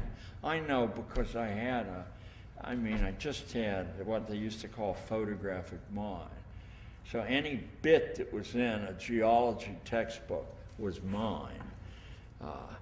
To connect the bits, of course, is what an education's about. But you have no time to waste if you want to do well on those tests in connecting dots. You're allowed to memorize the connections that are common, that are banal, that are made for you by your keepers, by the management. You're not allowed to use your mind to explore different connections or come up with new connections, or you're not going to do well on those tests. So Cambridge, right around the year 1905, I think, but don't hold me to that. It's before the First World War, and it's well in advance of Oxford. Cambridge just outlawed short answers, and they created a degree that was based on the following radical presumption for Americans, but quite ordinary for Brits, that you signed up for the kind of degree you intended to take. It could be a first-class degree. Sounds good, right? But the obligation to get a first-class degree, which you'll hear in a minute, was such that not many people signed up for a first-class degree. Then you could get a second-class degree, which was stamped on your degree. And a lot more people signed up for that. Then you could get a third-class degree, was stamped on your degree.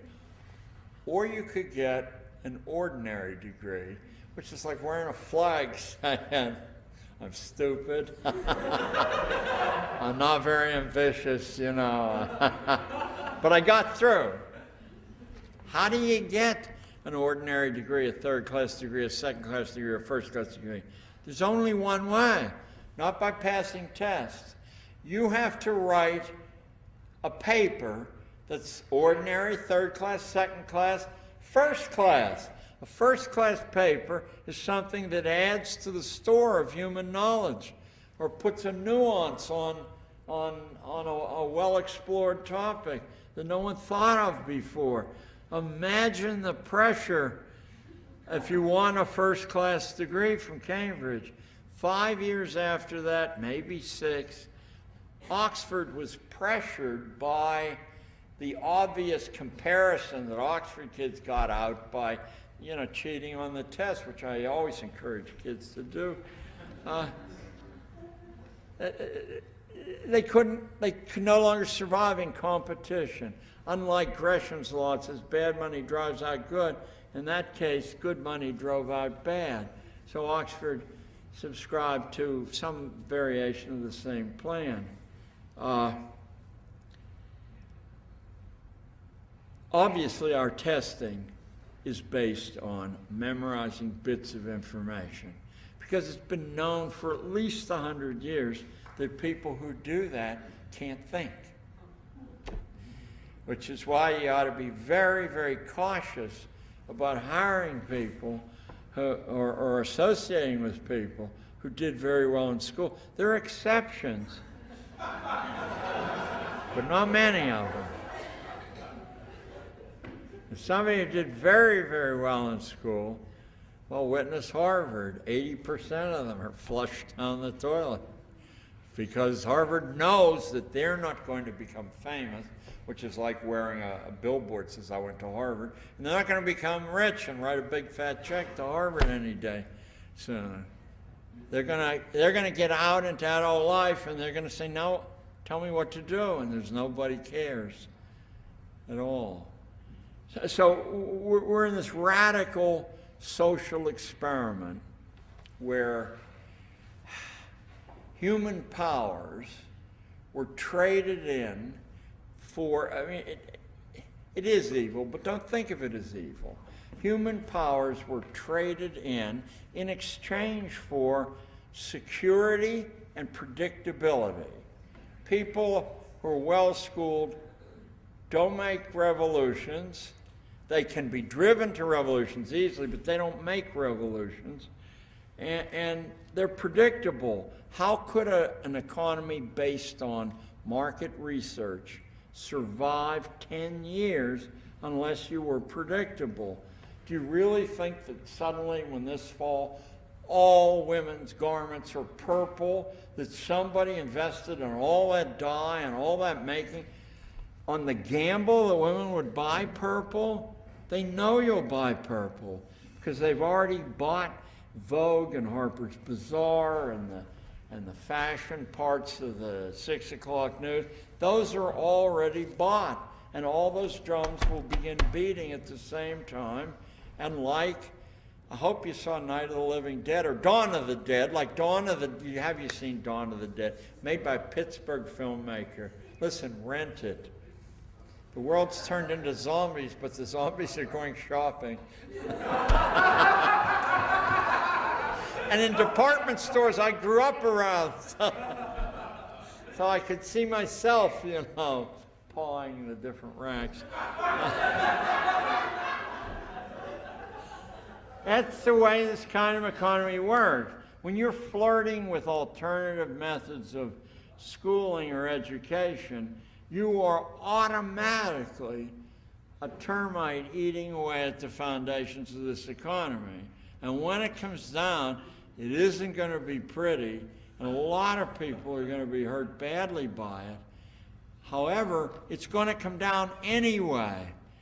So if enough people are prepared for the chaos in the intertidal zone, we'll make out okay, and we'll come back to what we were in the 1840s, where everybody is looking at this world of opportunity that they're going to make themselves. Read de Tocqueville, and it's so exhilarating. Here's this French aristocrat, and he really comes over to make fun of us, I think, because in France had loaned us really what we needed for the American Revolution. The French Revolution took place because the French king had bankrupted France, loaning Benjamin Franklin, who only had 2 years of schooling, enough money to run our revolution. And then he couldn't pay off all the people that needed to be paid off for France to remain stable. So I've given you 3 weapons of mass destruction. A 4th one is so obvious that most people don't even notice it. You learn to have a powerful mind, partly through interaction with others, partly through eating the right mental food, but without long periods of silence and seclusion, you never get there. You get bright and sharp and clever. You never get there where profound new ways to see occur to you. You have to have solitude. And oddly enough, if Roman Emperor Marcus Aurelius understood that, then it ought to be something that 3rd graders are pretty clear about. You got to be able to be alone with yourself. You've got to be able to like your company when you're alone and not constantly be. I tell you, I do have a violent nature. When I see people talking on a cell phone, I want to take a baseball bat and do horrible things, not to the cell phone either. You gotta every opportunity you get, you ought to practice being alone with yourself, liking your company, and being able to hold these interior dialogues. Now put you in an average school, whether it's Scarsdale High School or the worst school in Harlem. Let me tell you, there isn't 3 minutes before a bell, a buzzer, a horn, an announcement over the loudspeaker, a traveling messenger pounding on the door, a pull-out program, I need you, you, and you. You don't ever get an unbroken class period. Now, I figured out very early, because I didn't want to be a school teacher, and I didn't much like kids. I love human beings, and if they're 7 years old, I love them. I don't like children, period. And that's a failing, but I do think childhood's over at 7, not at 12. Anyway, Anyway, sorry, I lost my. You see, when you ad lib and you're 70 or you're Italian, you get lost. So this disruption of concentration only has to go on for a few years before the victim is unable to concentrate. They're looking at the latest electronic toy so they can have a Palm Pilot or ears to listen to programs or anything to keep from being alone with themselves. Once you've done that, you're pretty certain that you're never going to be in the presence of a formidable competitor again in that person who the constant. Misdirection is another major weapon of schooling. And of course, the criminals are school teachers, but they're utterly unwilling. They teach what they're told to teach. And principles then are the dark eminence. Greece? Someone was pronounced French. Anyway, Greece. But they're not. Superintendent. Nobody in the school business. Read my chapter, The Politics of Schooling in Underground History, which now that you've all bought a copy, I can tell you I put up on my website. You can read it there for free. But almost nobody does, because almost nobody can sustain attention reading as long as they buy it anyway. So, but it's up there for free. In the politics of schooling, what I try to demonstrate is nobody at all in the school business has any influence at the national policy table. They're all flunkies, including the national commissioners, especially them, the state commissioners of education. They're all political appointees. And if they rock the boat beyond a little cosmetic rocking, which you're allowed to do, that's the end of their political career. Because what they're really in charge of is not 1 million school children. They're in charge of a major source of revenue to redirect it into the right hands. My wife was on the school board of Manhattan in the Columbia University area.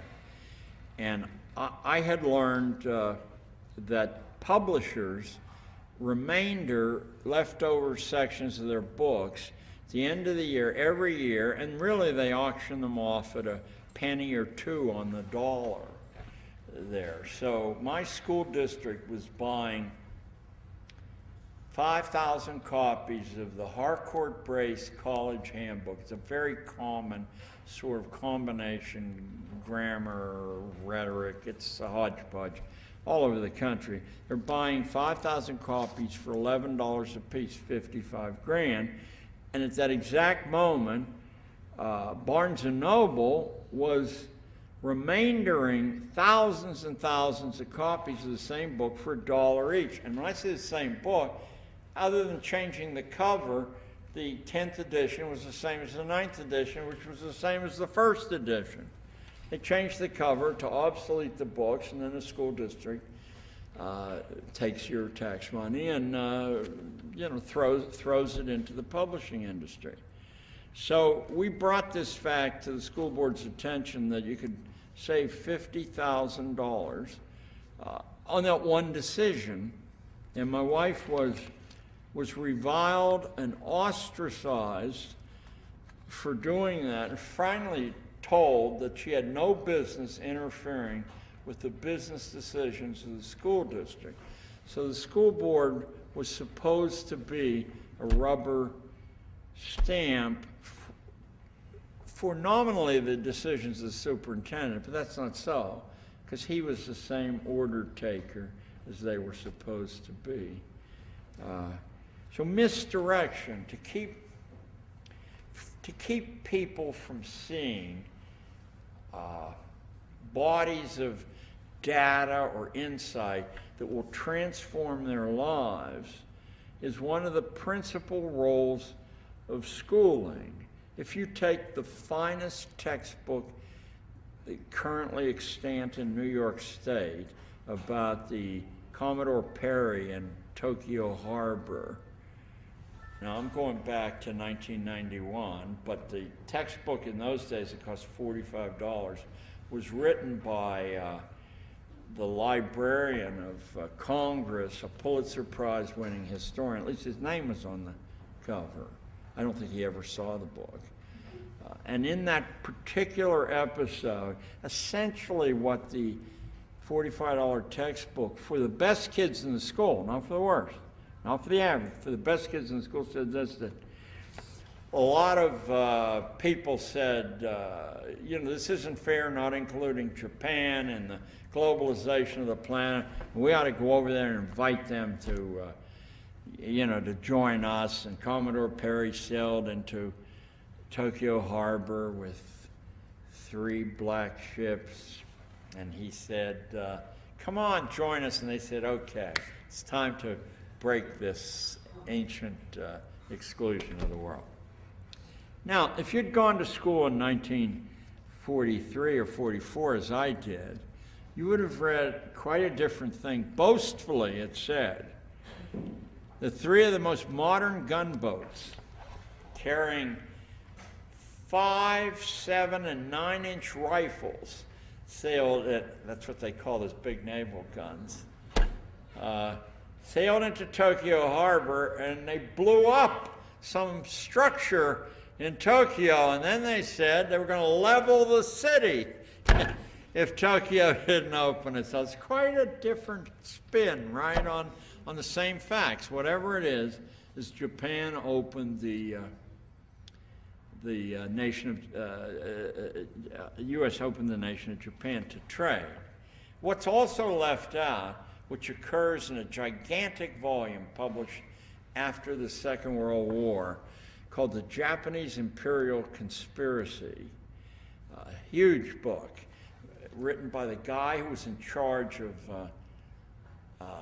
organizing the records that were left behind to figure out why Japan had done that war. Is at that exact moment the Japanese realized that they couldn't stand against these gunboats, but that they would pledge themselves, however long it took, to striking back and driving the foreign devils out. Now that was, Perry was, anybody have a year for him, like about 1860, 1858? 1853, thank you very much. So 50, is it 88 years later, when the first wave of torpedo planes rose off the Japanese carrier fleet and began to level Pearl Harbor, that was the next chapter of that first, and I don't think we've seen the last chapter, because Japan by itself is capable of destroying our economy now.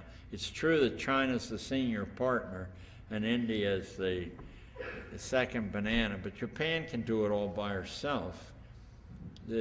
My information comes from the Financial Times of London again. Japan and the United States have been playing a fascinating game for the last 20 years to deceive their citizenry. It works something like this.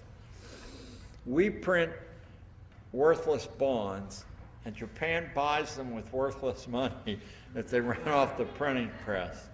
So there seems to be some kind of equipoise between the nations. But as the Financial Times pointed out to its readers, this can't go on forever, It's been tried all through human history. Sooner or later, somebody scratches their head and doesn't do it. Okay, at this point, I will inconclusively terminate.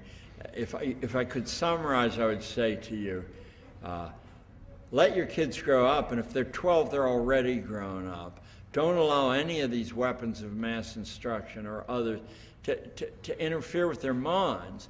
Teach your kids about these weapons of mass instruction. Then show them the myriad examples all around us that don't conform with any normative idea of what schooling is done. That the computer industry, the fast food industry, the entertainment industry are run by dropouts.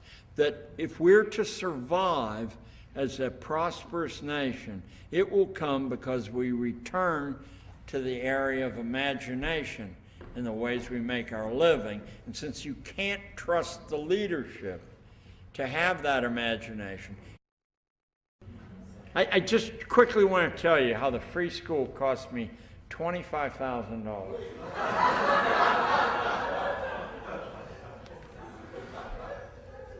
Three of my former students said, you gotta go to Carnegie Hall, you know, and start this ball rolling. And Roland was one of them.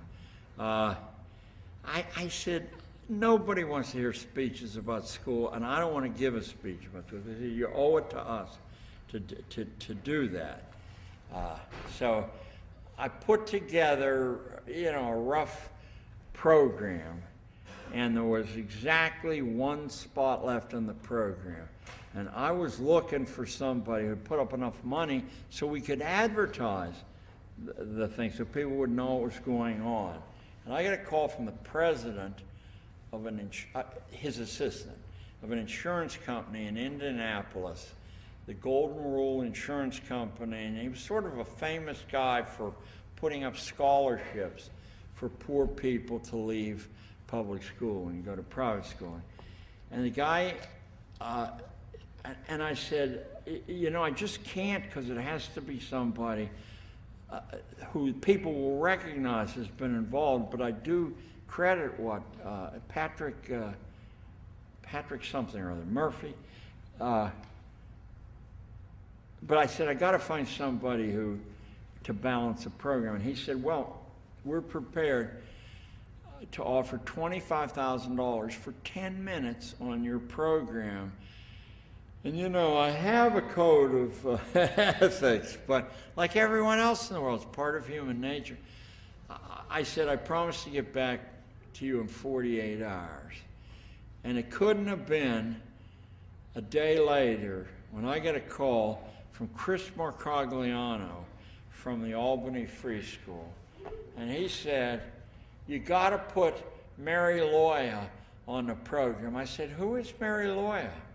She said, she's the founder of the Albany Free School. She's done this. Chris, are you in the room? No, he left. Oh, I said, listen, I'd love, and he said, you don't have enough women on your program. And I'm not a big believer in that kind of political correctness. You know, if they were all women or all men, it wouldn't bother me in the slightest. But I realized it would bother other people. And I said to him, you know, I just love to do this. But I don't think I can. I'll get back to you. And I hung up and I talked with my wife. And she, like any sensible person, said, we'll use that $25,000 to take a page out of the New York Times.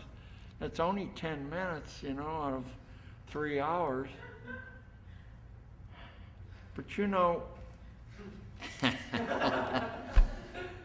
when you're from an Italian Protestant family, and your family's been evicted from Italy for Protestantism back at the turn of the 20th century, there's this little destructive seed that flows through you. So I called Chris back and I said, okay, Mary's on the program. And I called J. Patrick Rooney back and I said, I'm sorry, we couldn't fit you in. So that was my first experience with the Albany Free School. My second experience was this. Everything we did at Carnegie Hall, everything, I mean, it was a union manual like this, was charged money. I wanted to balk to play before the thing started because schools are so associated with grunge. I wanted some highfalutin thing, and everybody on stage had white tie and tails on, you know, including the ghetto kids that we fitted the day before. So they told us if we went 1 minute over the program, it was free. And from minute 2 to minute 10 would be $15,000 extra, past minute 10 over what we had contracted for. Now, my memory's old and it's fallen apart, but I do believe it was $3,000 a minute after the 10th minute. Now, I'm the last speaker, and Mary is the next to last speaker. And Mary gets in the saddle the way any good speaker would, and she's ad-libbing part of her talk, and I'm looking at the watch. And now we're down to 3 minutes before the end of the program. 90 seconds. Mary doesn't look as if the bit has left her teeth yet. I'm paralyzed. I'm telling you, I'm paralyzed. But anyway, we got the hook out and we hauled Mary off the stage with about 60 seconds left, and I went on and said, "Come on!" And it was over. So I tell people all over the country about the Albany Free School. I brought a wealthy Chinese woman from Hong Kong to see the Albany Free School. My wife did once, many years ago. And she came back to New York. They went up together. And I said, "You got to the Albany Free School?" And her nose wrinkled. Not many people can do that. Her nose wrinkled, and she said, "Ew, goats. They have goats." That is to say, she didn't associate goats in schooling in the whole 5,000 years of Chinese history. That didn't fit anywhere. So I love the Albany Free School. And I send Chris, wherever I go, I pick the filthiest, raunchiest postcard off the racks there, and he reciprocates. Okay, now it's your turn. Whatever you want to talk about, and I'll try to be... Huh? You want 3 minutes? You have whatever. Yeah. Who wants to talk about what? Anything. If it's a personal thing, I'll sit here afterwards as long as you want to talk. But something that troubles you or something that excites you. Yes, sir. Ma'am. I have a question. I don't know how personal it is. Okay. So if you have limited time and you personally had to choose 5 sources of news to read, and you've mentioned a couple a few times, what would they be? Well, of course you have to, you're talking about the people in attendance here, not younger people. I'm talking about you have limited time, Okay. and there's plethora of media out there, we know that, magazines and news, but you have to basically, or you're going to limit yourself to 5 because you just don't have time. There's a number of journals that aren't they aren't well known, but they're consistently provocative. Really, the kind of journals that you need to stay away from are the kind that always agree with you. Those are useless to you. They lock you into a very tight jail cell. You want things that provoke you to scratch in the margins or rip a page out or something. The one that does that better than any I know of in the United States is the Wilson Quarterly.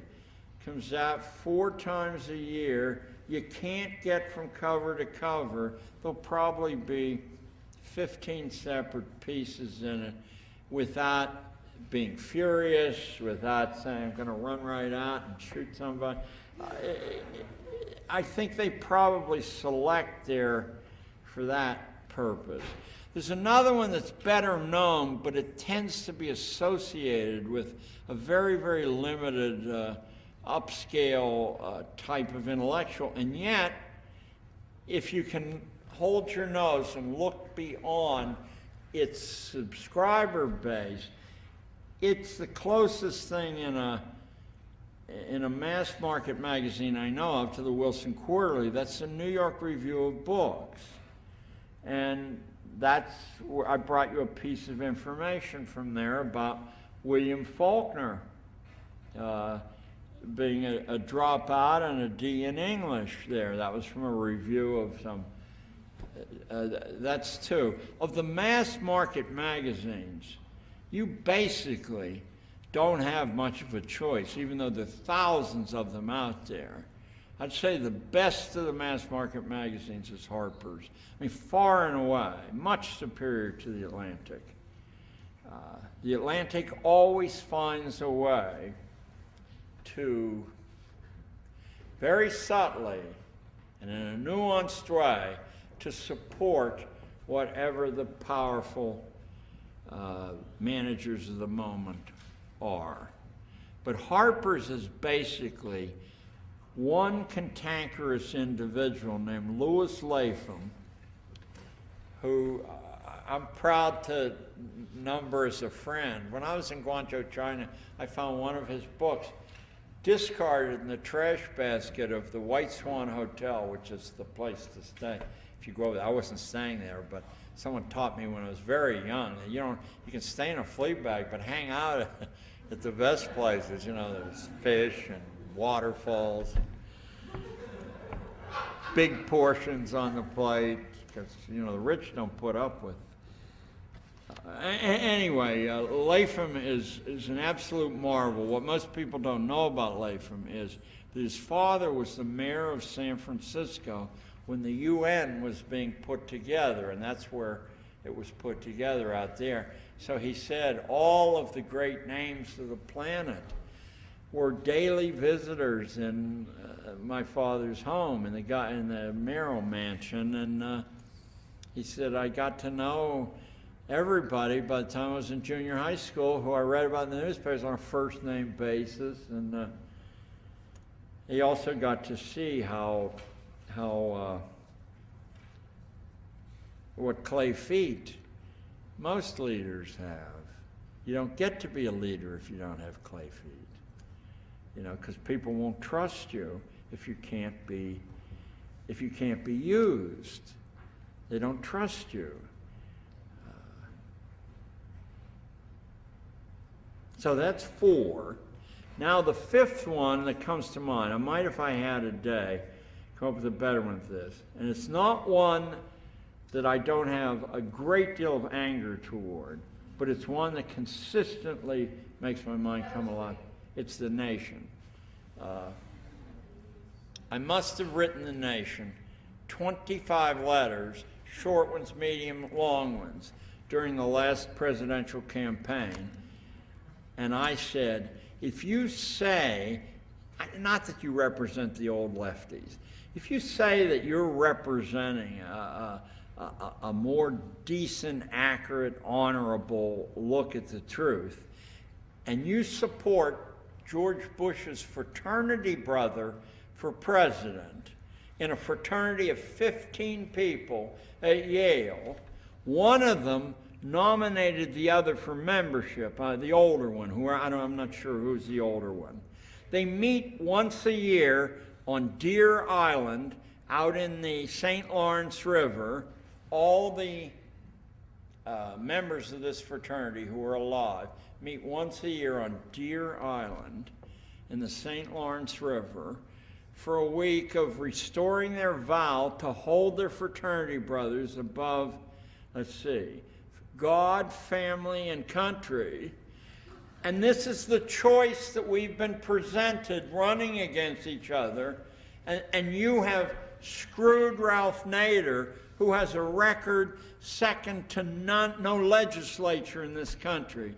The accomplishments Nader's produced, just out of guts, are so dazzling. It's not that 10,000 people a year are alive because of the seat belts, which I really hardly ever wear. I hate the idea of being forced to wear them, but I'll acknowledge they save lives left and right and save teeth left and right. Probably would have mine if I wore them. But the Freedom of Information Act is Ralph Nader's work. It isn't a bunch of hanger-on. It's Ralph Nader's work, all by himself. Without Nader, no Freedom of Information Act. Without Nader, no seat belts. And I'm telling you, if I have the list at my Manhattan office there, must be 28 things almost of that magnitude. And I would really be abusive now towards the Nation, except my mother is watching what I say and language. And the nation is telling you that you got to support a man named Kerry who made up his military record. How do I know that? I didn't have to have the Swiftboat veterans testify. I just had to have been in the Army to know that you don't get 3 Purple Hearts and are shown skiing at Gstaad in the newspaper. It doesn't happen. You don't win 5 major medals in 100 days of service. That's all he had. And then you leave and go back and, so he's a contemptible human being there. But he did marry one of the wealthiest women in the world. He went to the second finest private boarding school in the United States, St. Paul's. The finest is Groton. That's where Franklin Delano Roosevelt went. I hope you all realize in the last election, Bush went to Andover, top 10 private boarding school. Kerry went to St. Paul's, number 2. Some people would say number 1, Episcopalians mainly. Who's the populist war hero is locked up in? Give me a break. John McCain went to Episcopal, a private boarding school so elite that 75,000 people go to the homecoming football game in order to be seen among the most influential people in the country. But most people never even have heard of the school. That's John McCain. If you go to the election before that, we have Bush as a repeat. We have Al Gore, the man of the people, who went to St. Albans in Washington, D.C., top 10 elite private boarding school in the United States. Or we have John F. Kennedy, a real man of the people, Choate, top 10 elite private boarding school. Or we have Franklin Roosevelt, the humanist who changed our lot. Yeah, he's 4 terms from Groton. Wouldn't that suggest to all of you associated with schools that whether you follow the pattern or not, that a template that leads to power exists in the way those top 10 schools do things? Wouldn't you think that 12 years of tax-supported education would at least analyze what those schools do different? Forget the stupid answer, money. Nothing those schools do costs a penny. You can move into Harlem and give a Harlem kid a Groton education overnight. The way I won all those awards as a school teacher was 75% borrowing the patterns from the top 10 elite private boarding schools. We could have done it for the whole school. You could do it for the whole country. Why isn't it done? Overproduction. I mean, some people, some people of the liberal persuasion might point fingers and say, because those people are evil. Forget that. When the Democrats are in, they do the same thing. The difference between the parties is so small, you may as well say it doesn't exist. And nobody gets a chance to run except a maverick like Perot, who pays for it himself. Nobody gets a chance to run who hasn't been vetted on both sides. They're all the same person. Sorry. Yes. And then you.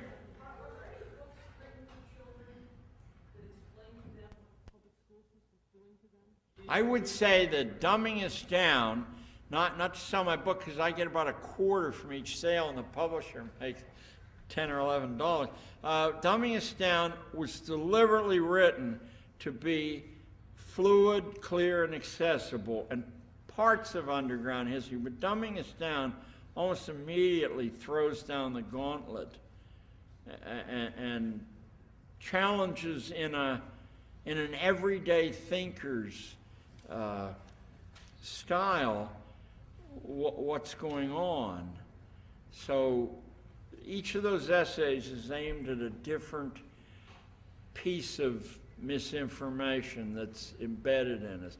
Not only do the people who do well in school not do the best in outside life, but the confinement itself causes distinct mutilation. You can survive that mutilation if your parents or your uncle or if somebody puts a corrective in there. But I'm still finding parts of myself at 70 that were nailed down and I was unaware of, the color the way I see. Holt's How Children Fail. I'm not crazy about the other Holt books, but How Children Fail, I think, is clear. And I'm aiming right here for not only insight, but clarity. Edgar Friedenberg, does anybody know? He's a name you don't even hear about anymore, but the book's easy to get. Nobody, what? I'm noticing that there's not a lot of Southerners here. Little?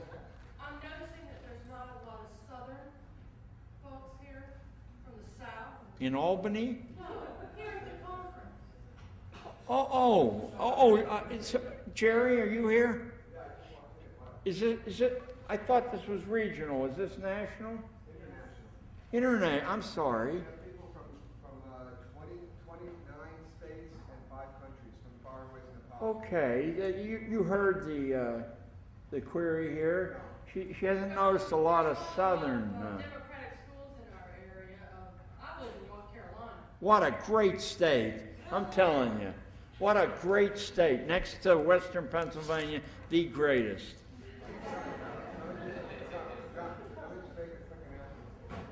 Lunch is from 12 to 1. If you want, you can go down and come back.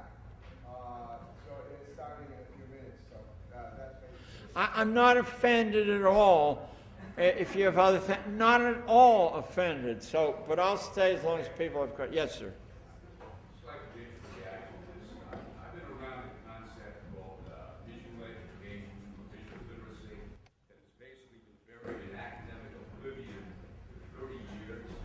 And it's a reaction to 90% of the information we get is delivered in visual format. So people should develop an awareness, literacy about that.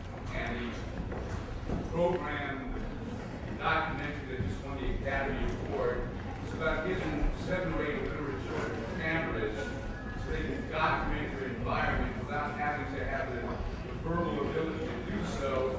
And I'm just curious about this idea of visual literacy, which educates people in WHOLES that uses the power of. Does everybody hear the question? It has to do with sort of this blanket area of visual literacy as separate from print literacy, and you wanted a reaction to. Well, for the last 15 years I taught, 1 day out of 5, I took a great documentary film of the past and up to the then present, which is 20 years ago, and showed the film not to kill a class hour, but to examine the grammar of film and the ways that it plays on the emotional zones quite under the radar of the conscious mind.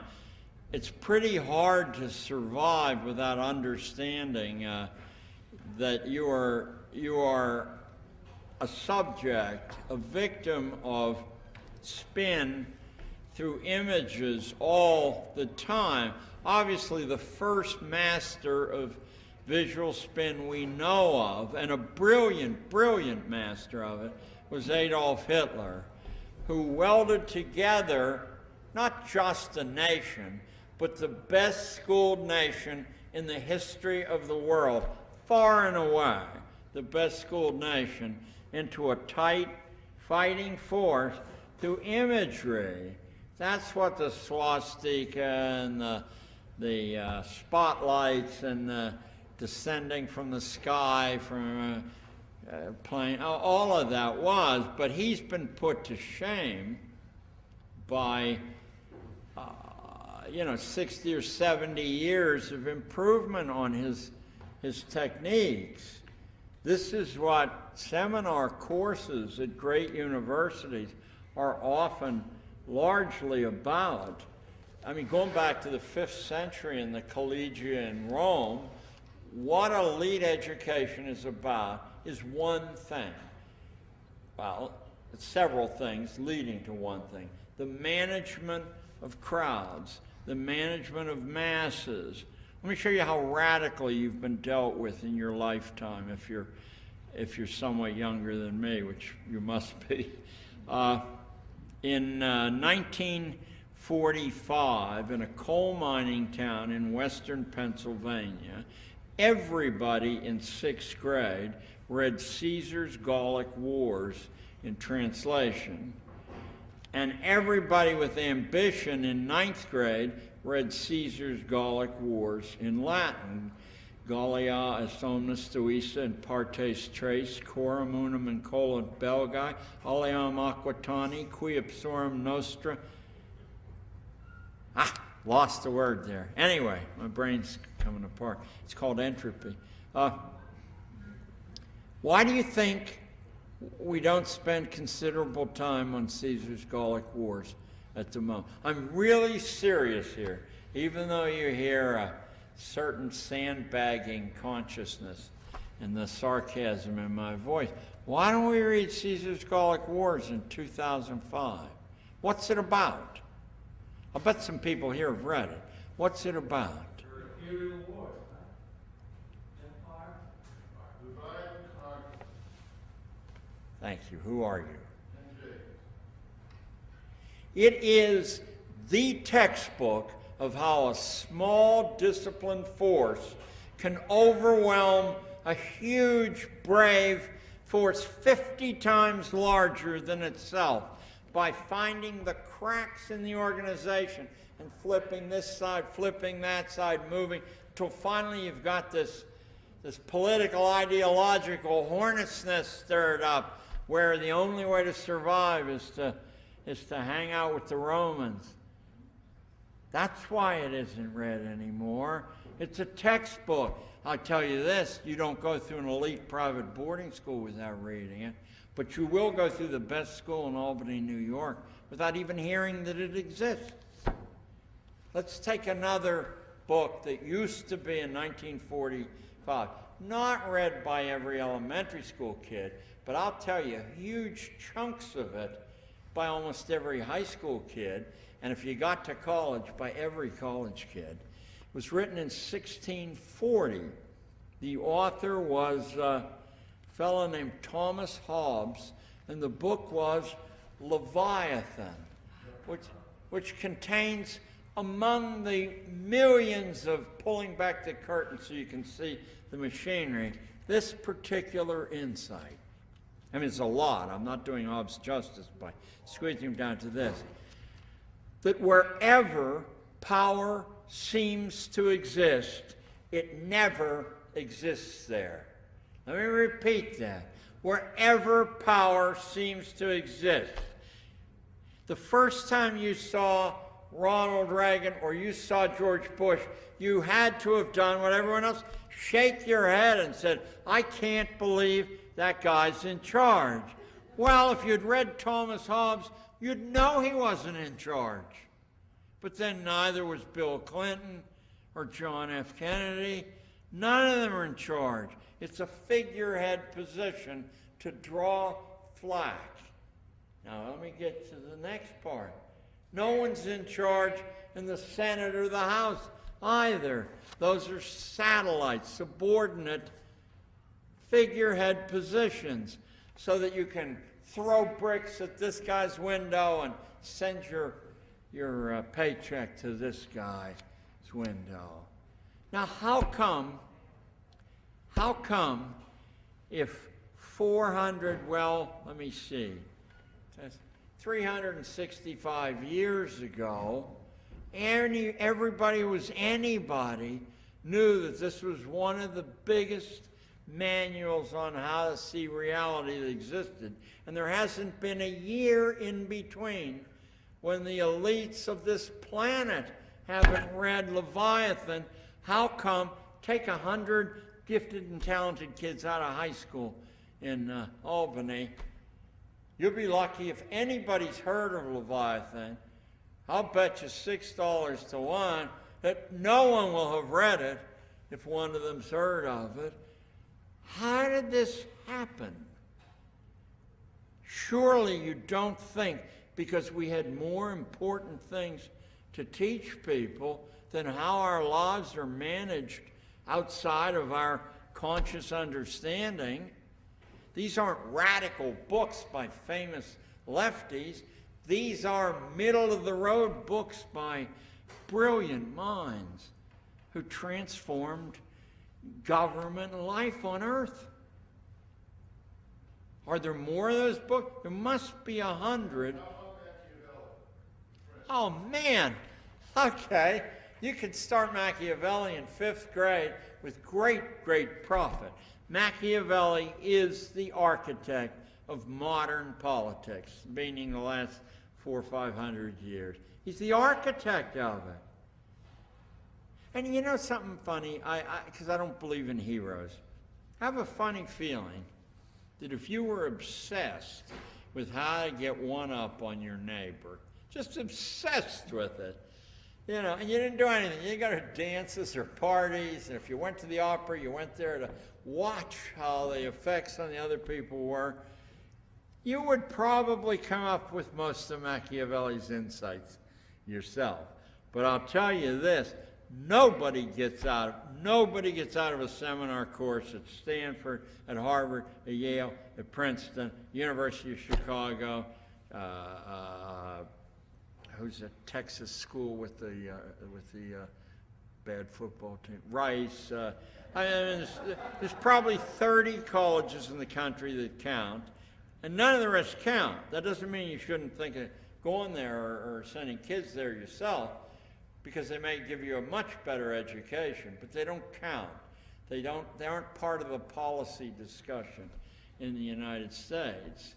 So whatever is read at those places, you can be utterly certain isn't the whim of some cockamamie professor to assign. It's because this package of insights that have accumulated over 25 centuries or longer are considered essential for the people who are going to manage the future. Well, you want to throw a monkey wrench in that, you don't do it with an Uzi or a brick.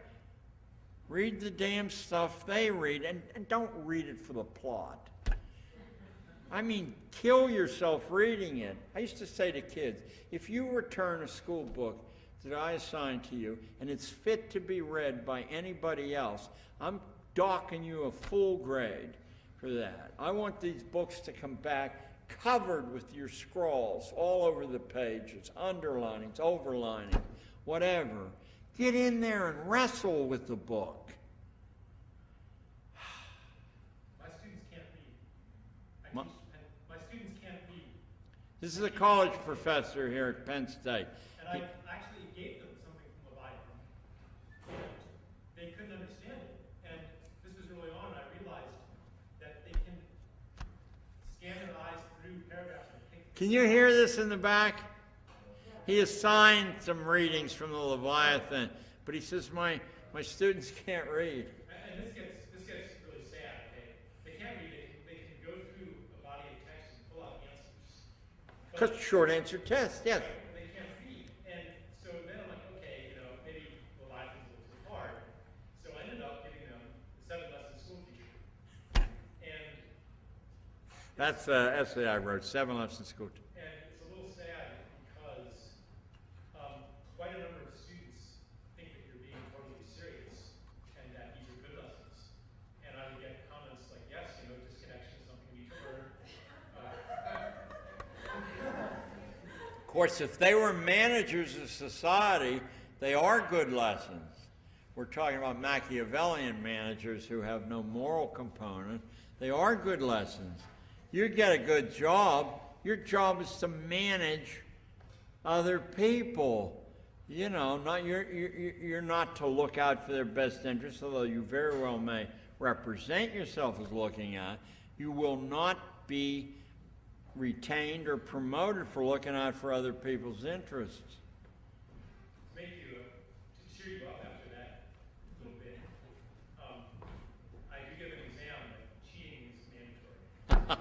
He gives an exam where cheating is mandatory. And I'm not joking. The New York Times cheats all the time.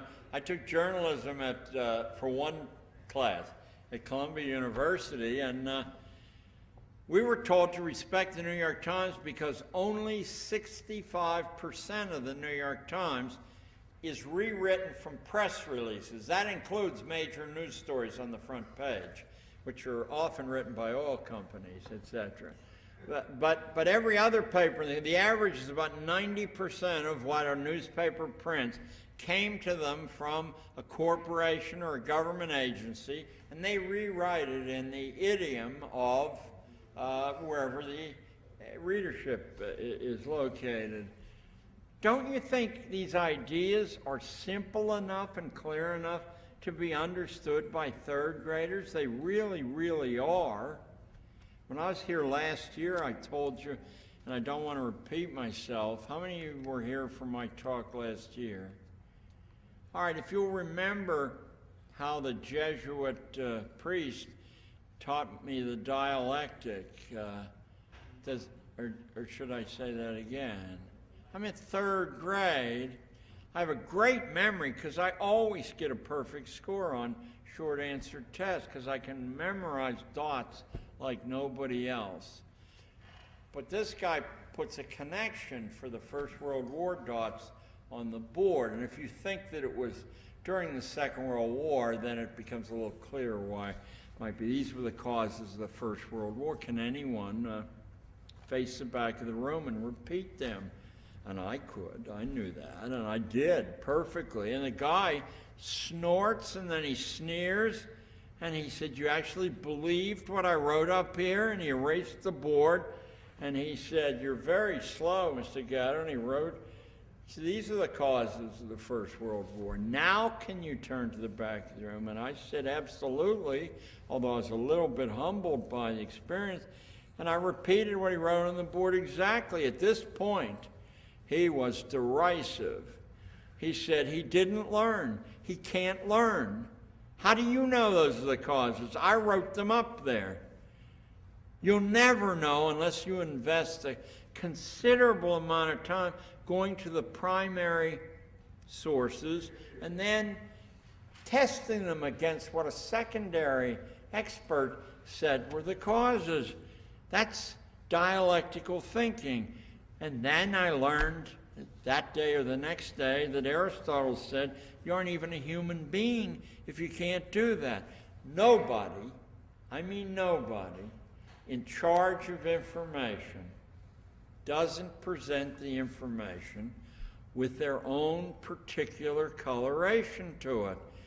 How do you win essay contests? You find out who the judges are, you find out what they believe in, and then you tell them what they believe in a little bit better, more gracefully, you add an idea to it.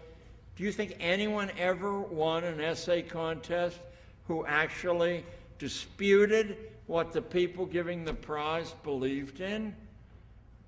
I mean, come off it. It doesn't happen. That's why that should make you suspicious of any prizes that were given, including New York State Teacher of the Year. Yes, sir. John, I see where you're going, but the system is going to collapse, and you know, and therefore we should be ready to pick up. But I'd like to challenge that a little bit. And let me preface it by saying I got into top training late enough that I've been reading them sequentially, so I don't want anybody to ruin it for me because I think there's a couple left. But it seems like he's laying out exactly the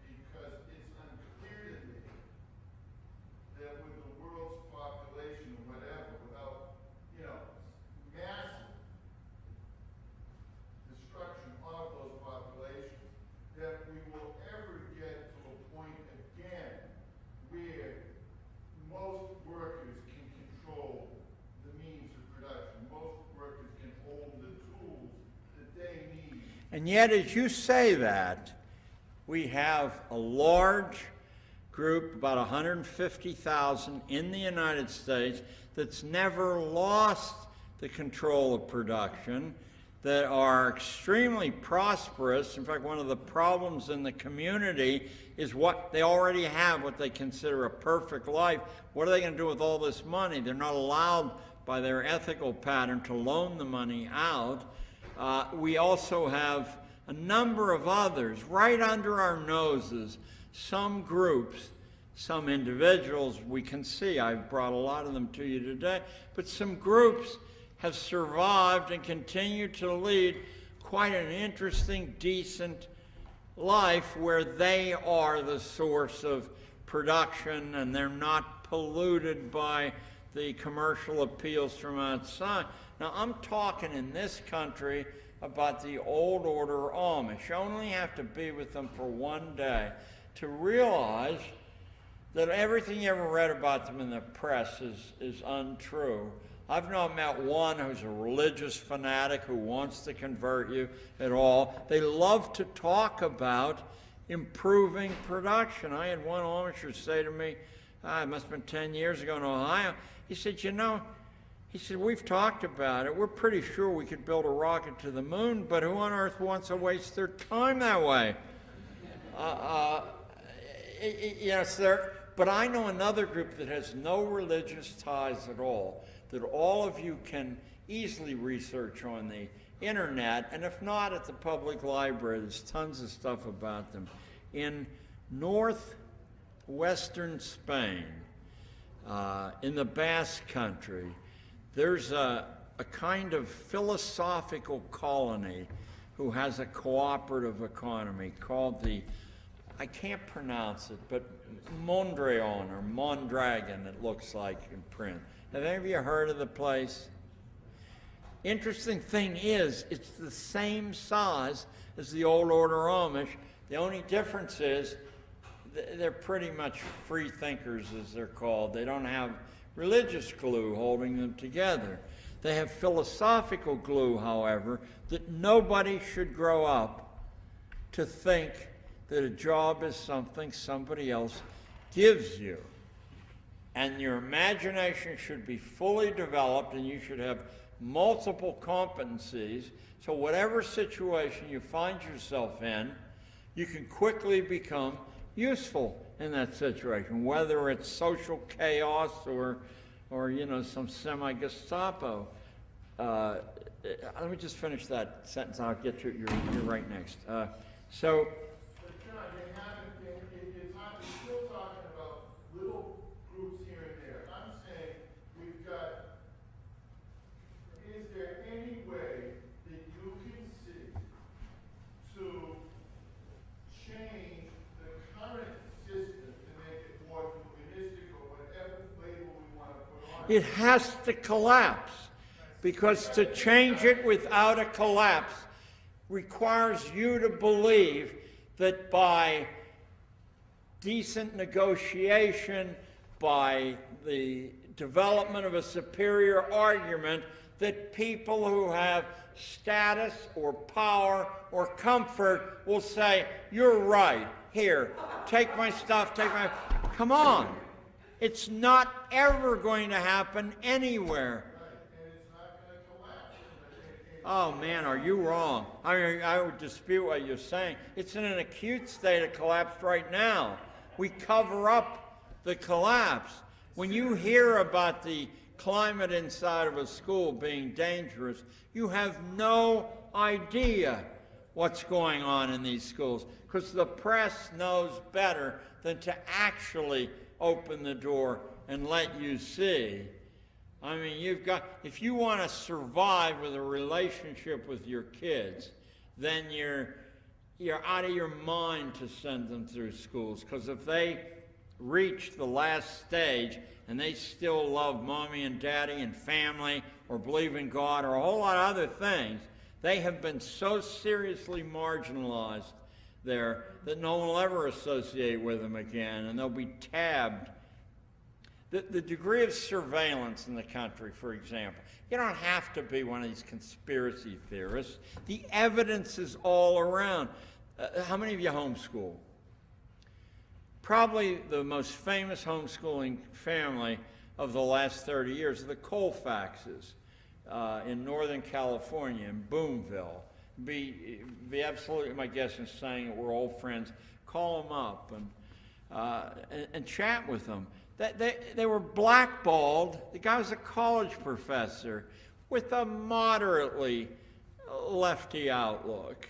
I'm deliberately saying lefty to be slightly contemptuous. I don't believe in ideologies of any side at all. People who are ideological don't understand that Phyllis Schlafly is one of the few free people I've met in 30 years. She's a pleasure to talk to. Her mind crackles with ideas. You don't agree with everyone.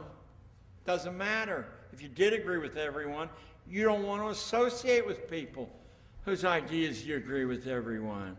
Phyllis is a lawyer running a national organization that's potent of 250,000 women who otherwise, you know, the ladies who dye their hair blue, you wouldn't have much to do, and now she's given them significance. I said, Phyllis, how did you ever get to be a lawyer? Because she started out working on a machine gun assembly line during the Second World War. She said, when people asked me what I want to do when I got older, I said, I want to be a lawyer, and they all laughed at me, and they said, women can't be lawyers. She said, right there and then, I decided I would show them. So she's done all these really amazing accomplishments. She has 11 children, 11 children, one of whom's gay and never repudiated the gay son. You know, the Phyllis Schlafly the press presents to you, or Alfie Kohn will present to you, it's not the living woman who would be a good ally of what you're all trying to do. Sorry. Yes, ma'am. I get carried away. Yes.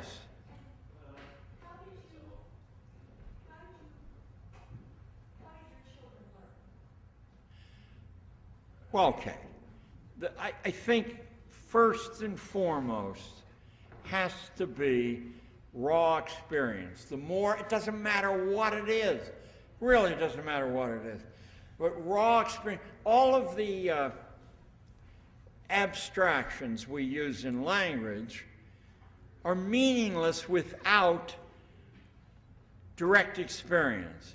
Clearly, this is a conference for democracy in schooling, but the term democracy itself is not only utterly meaningless without experience with what is meant by him or her or you, it's utterly worthless. There's only the thinnest kind of intellectual connection among the different ideas in democracy in your head. But furthermore, it's one of the greatest, most hideous dangers in human history, one that was understood by Aristotle in the Politics to be fraught with such evil and danger that you could do it, but it would never survive from generation to generation because bad people would get control of it. So what's wrong with the democratic ideal? It's just this, that if my fingerprint tells me anything, I'm a sovereign human being. And while I respect the collective and I respect the general opinion, I reserve the right to strike out in whatever direction I can.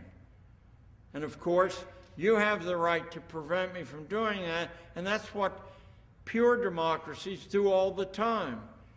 They vote the alternative voices out of existence. Now, it doesn't mean that democracy is wrong. It just means that if you don't know that as a concept, I don't think that you're a safe person to put children with and you're selling them democracy. They have to know that you can cross that line very easily, and furthermore, the human nature being what it is, you know, you have strong incentives to cross that line and pretend that it's a democracy. I know that you hear the term Western democracies as often as I do. Let me tell you what I think of that. I have an apartment in Spain, which, by the way, is empty right now, has 3 bedrooms. It's nicely furnished, and I'll give it to you for the rest of the summer, or if you want to take a sabbatical year, for a price so low you can't believe it. But now let me get back to what I learned in Spain. I learned when George Bush was putting together a coalition of the willing that Spain actually took a, what's called a plebiscite on it. 97% of the Spanish population said, we don't want to go, and they went. In Britain, and I would always buy the British newspapers because, well, I speak a little Spanish. I don't speak it very well. It's 83% of the British population voted against going. Aren't those 2 Western democracies? It was like 94% of the Dutch population voted against going. And believe it or not, about 81% of the Americans, they didn't get a chance to vote, but in polls, they didn't want to go either. Now, where exactly are the Western democracies when the overwhelming number of their populations say, we have no interest in this, and the governments commit their flesh and blood and their money, huge amounts of money. It's got to be $300 billion. Just pissed down the drain, a match lit to it. We're clearly more unsafe now than we were before. I know because I travel in Muslim groups and I speak to them frequently.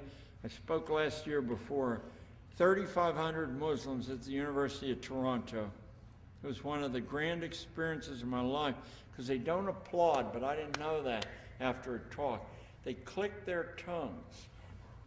So I finished, there's this deadly sound, and then this sound appears everywhere, and it's not the kind of sound, you know, that I ever heard before. I don't know what the sound is, but I know I feel like running as fast as possible before they start blowing up. Yeah. Are you Muslim? No. You've been around them.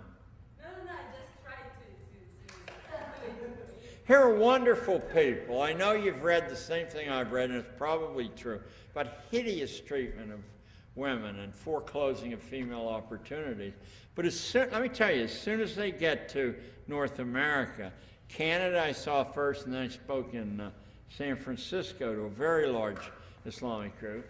If I tell you that the women, who are about 50-50 in the audience, absolutely dominated the question and answers, the setup of the thing. Dominated isn't nearly enough word. Not a single man spoke, not because they were afraid to speak, because the women were, as soon as you take the boot off somebody's neck, you get this rush of energy and ideas. In fact, a man got up from London who was visiting in the San Francisco, no, in the Toronto one, and he said, it's very embarrassing, he said, I haven't heard a man say anything. And we've been sitting talking like we're talking now for three hours. That seems like a sidetrack, but it really isn't. We are filled with misleading information, and we're conquered by being divided from one another. Yes, ma'am, in the back first, and then.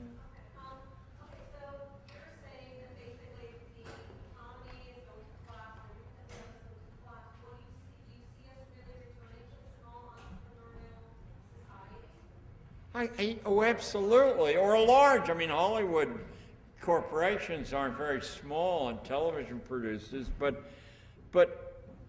we have, if you intensely read American history, you would see that that's really how we got here.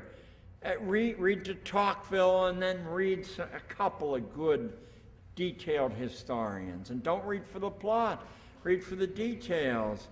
Read Benjamin Franklin's autobiography and you'll see that everyone he knew, he was in Philadelphia at a time when 12-year-old kids and 80-year-old grandmothers, everybody swum together in this ferment colonial society. And as Adam Smith tells us in Wealth of Nations, the more people you deal in to the policy table, putting their 2 cents, the richer the country gets. It doesn't get rich by holding a monopoly. Yes? A little bit louder because I'm old, my ears are going.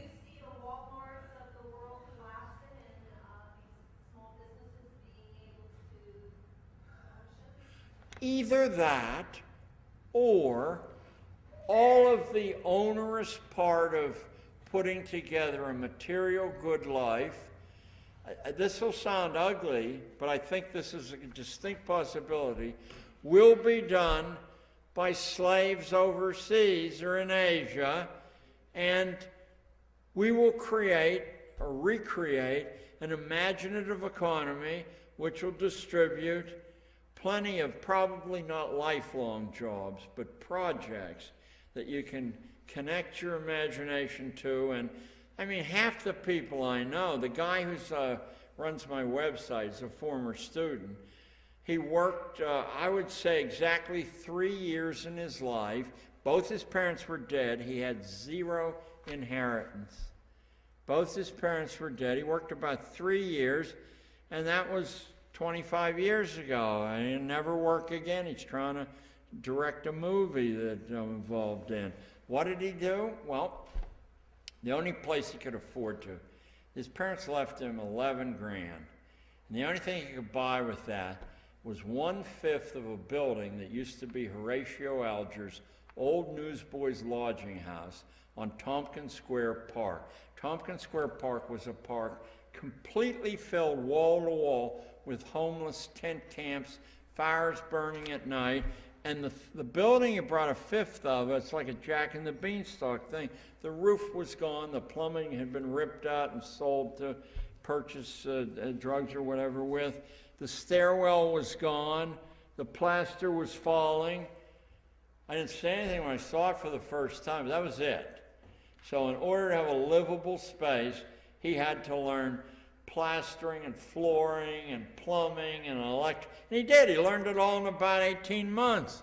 None of it's rocket science, and so did everybody else in the building.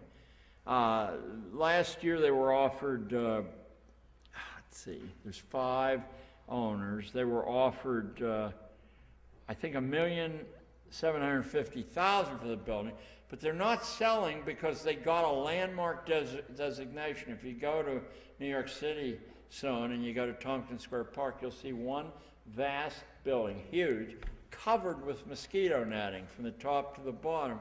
It's being reconstructed by foundations exactly as it was when Horatio Alger lived there, and then he says the building will be worth 5, 6, 7, 10 million.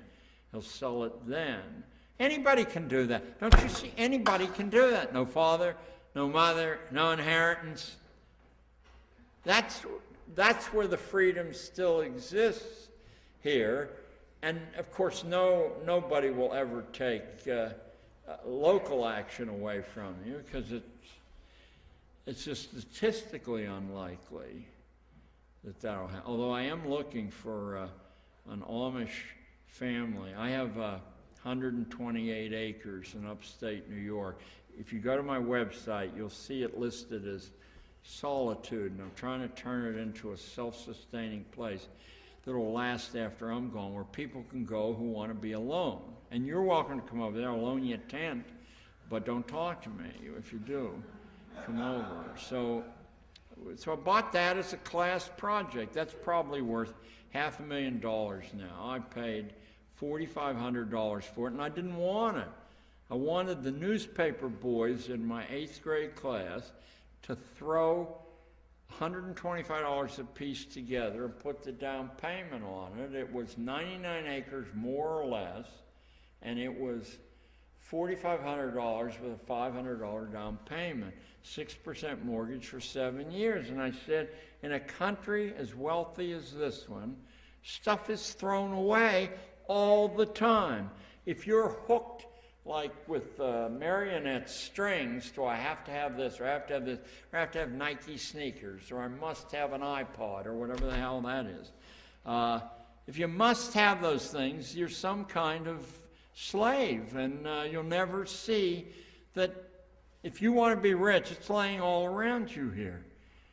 The Irish used to be able to see that. So I brought in a New York Times. I said, well, just read unimproved property listings. I said, land's given away every part of the United States, including where people say land is through the roof. It's given away everywhere. And here we found, it's a 2-hour drive west of where we're sitting right now, Oxford, New York, 99 acres more or less. They were too cheap to survey it. That's why it's 99 acres more. It was 128 acres. Herds of deer, flocks of wild turkeys, hummingbirds. I wake up in the morning, they're always there. The goldfinches are always there. Well, we put out almost all the money we have in food. Deer, herds of deer come down and eat the corn. Anybody could have had it, and I wanted to. You will appreciate this. I wanted people. I'm a little messy, and I can actually remember. Oh, here it is. Okay. This is another. I hate speaker games. This is another speaker game. When you know who this is, would you raise your hand? This guy's born in 1930. Well enough for him to say, what if I went door to door, no air conditioning in 1930, if I went door to door and sold Coca-Colas, ice cold, made a penny or two on a bottle. That was at 6. At 9, someone told him that rich people play golf, and when they hit the ball in the water, they hit the ball in the woods, they don't even bother to go get the ball. They drop another ball. If you went in and collect those balls, you can sell them to the caddies who sell them to the players. You can sell them to the pros. So at 9, he starts collecting balls, and inside of 40 days, he has a deal set up with the Pro Shack to buy as many of the balls. He's not collecting the balls anymore. He's 9 years old. There's 5 kids working for him. They get half the money, so he's fair with them. And he's got this constant stream of income coming in. He turns his attention. You all know this person now. I guarantee you all know this person. At the age of 10, he overhears a conversation, an older guy saying, the guy tore up a winning ticket at the racetrack and threw it away. He swore, he left before the race finished, and he walked out. He says, and I think a lot of people do that. Well, this 9-year-old kid investigated. He went to the racetrack and slipped in under the turnstile. He collected these masses of torn up tickets, and sure enough, he never worked a day when he didn't find winning tickets that people had torn up and thrown away. He's 9 years old. Now, I hope I'm not boring any of you, because you all know this person. He took the profits from the golf ball business and the racetrack business, and at the age of 11, he bought 6 shares of stock.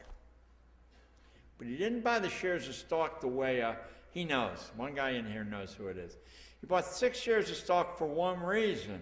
Not so the stock would appreciate, so that he could get the feeling of buying stock and following a stock chart. He went back to the racetrack and he sold stock tip sheets called Stable Boy Selections. But they were stock selections. He didn't charge much per sheet, but he got an income from that. Now, at the age of 12, he has his only experience with conventional money earning for a kid. He becomes a stock clerk in a grocery store, and that's all he needed to know, that you don't do work like that if you want to get ahead. At age 13, he ran away from home. You're going to be very surprised that you know this person very well. It's probably not a day of your life goes by you don't hear this guy's name, if you read a lot. He goes to Washington, D.C. He's 13 years old.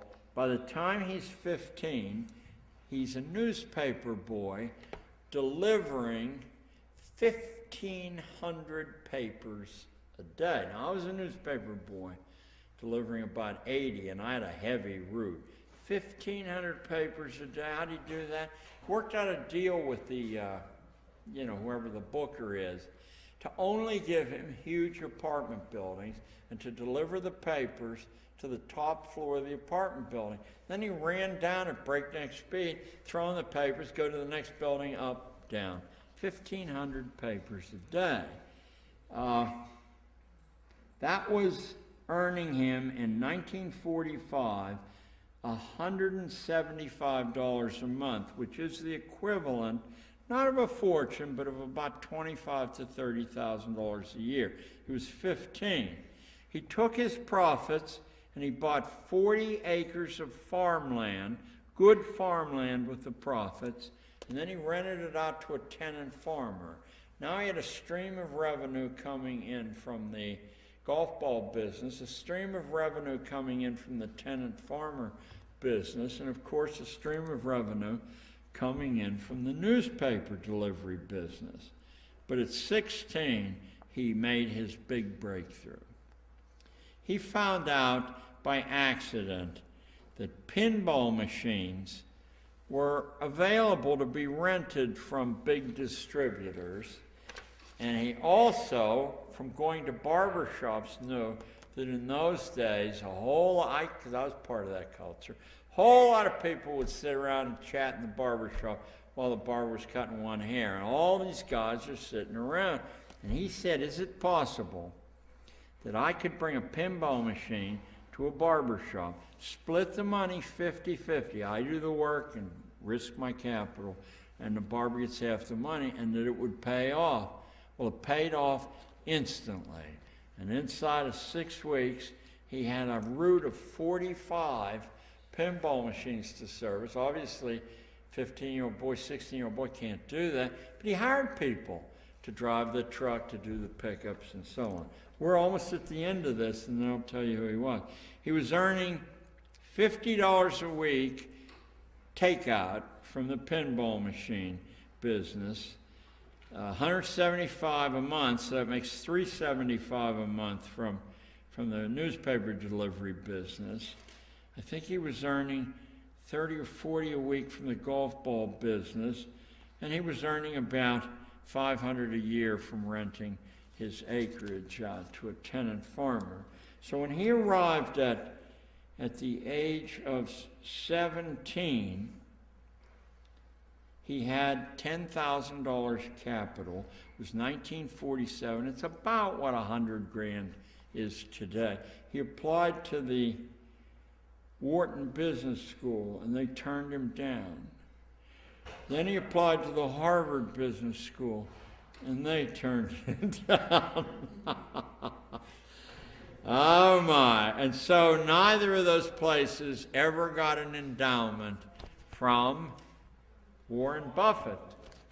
Warren Buffett, Omaha, Nebraska. Now, did Warren Buffett do anything that you or I couldn't have done? No. Did he preempt the whole market of doing that? I don't think so. In 1968, I knew a dog walker who was 13 years of age, living right off Broadway and 68th Street, who earned more money than his mother and his father put together. His father was a postal employee, and I think his mother was a nurse, but I'm not sure of that. But he earned more. And all he did was answer a telephone. At first it was very hard. He taught himself how to walk dogs and all the problems that come from walking dogs. And he taught himself how to walk like 3 dogs in one hand, 3 dogs in the other. But he only did it as long as it took him to learn how to do that. Then he spent all his effort getting dog walking business. Is that hard to get? Well, if you ever lived in an apartment with an animal, let me tell you, you build your life around parking your car and walking your dog or tweeting your bird or whatever. So he ends up on the second page of the New York Daily News, which is how I met him in 1968, making $29,000 a year. I was making $13,000 as a school teacher then. And he's walking dogs. So I told my kids, I see how it's done. First you learn how to do something, and then you broker the service, and you don't have to do it anymore. So they said, you know, it's not fair. You should have told us. Now he's got the business. And wait a minute, there's 8 million people. Must be 20 million dogs in New York City, plus all these other animals. People can't go on vacations. You know, their neighbors are screaming and stuff.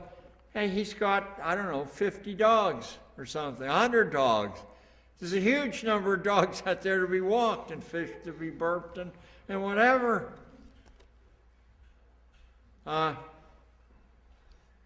That was part of an answer to a question, but I've forgotten. Yes, sir. Yes, you were saying that the prep schools provided the puppets. A little bit louder, please, because I'm hard of hearing and they have to. You were saying that the prep schools provide the puppets who run the government or Congress, whatever. But who is behind the puppets? Who runs the puppets? Some of them aren't puppets, and you can figure out.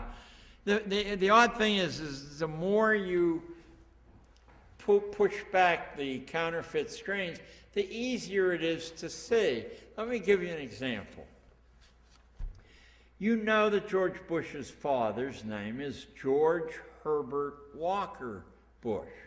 You haven't met many people in your life that had 2 middle names. If they do, they conceal one of them. But George Herbert Walker Bush became sort of a national watchword. I want to tell you how Walker gets into the name. The Bushes are descended from an ancient English family, but not just any ancient England family. They're descended from a family the progenitor of, or at least the one we know of, was nicknamed the Walker.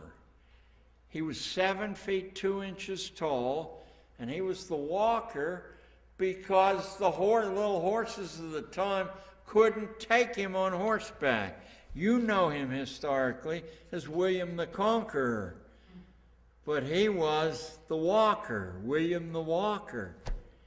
He was known to his army. It's not that and call them the managers, and it isn't science fiction, and it isn't even a conspiracy. What the managers, the permanent managers who pass from generation to generation have, is A, an understanding of what really matters, B, an absolute discipline about wasting their time, C, a clear understanding that either a good life or power is built around relationships. It's not built around memorizing dots. You may have to memorize some of the dots, but connecting the dots and having relationships, where's life's about. We have an industry that's about memorizing the right dots. We have frantic meetings where people say, these dots ought to be memorized. These dots ought to be memorized. I certainly sat through enough of those meetings. But if you don't have relationships or the ability to continue to sustain and form relations, and how do you get that ability? I know there's probably some natural or biological genius, but the truth is anybody can learn pretty well to be a good neighbor and a good friend. Seems to me it's hard to do without practice. And what do we say about the kids sitting in these rows and files in school? No. Direct your eyes forward to the board. Are you talking back there?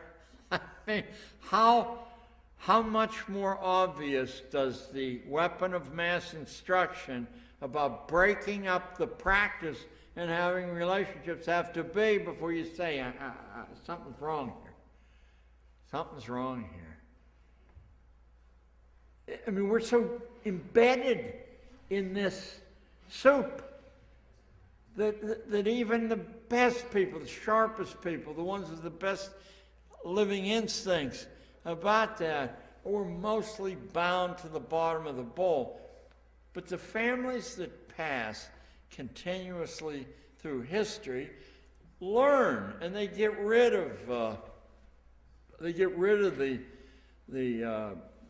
the operational junk bit by bit. And even if they're dummies, and surely it's not possible for anybody to think that Mr. Bush, at least this Mr. Bush, is really included in any serious conversation that goes on in Washington.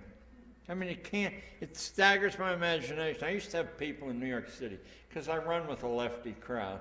They're talking about Ronald Reagan, and I have just watched some minor speech where the guy falls asleep in the middle of the speech.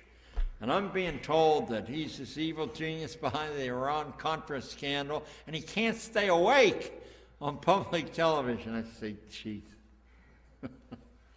That's how cleansed our minds have been of our ability to use just common sense. Yes, ma'am. If relationships are that critical, then it really starts in the home. Starts in the home. These people can send their kids to school, and of course the elite private boarding schools are all about relationships, but they can send their kids to school and not suffer the same damages of the people who believe that it's about memorizing more dots than the next kid. Yes, you homeschool. Yes, and I have a 13-year-old son, and I think we're moving along, we're moving forward. Are you guys my inspiration? I just would have given up on the country and life. But seeing homeschooling families doing it a million different ways.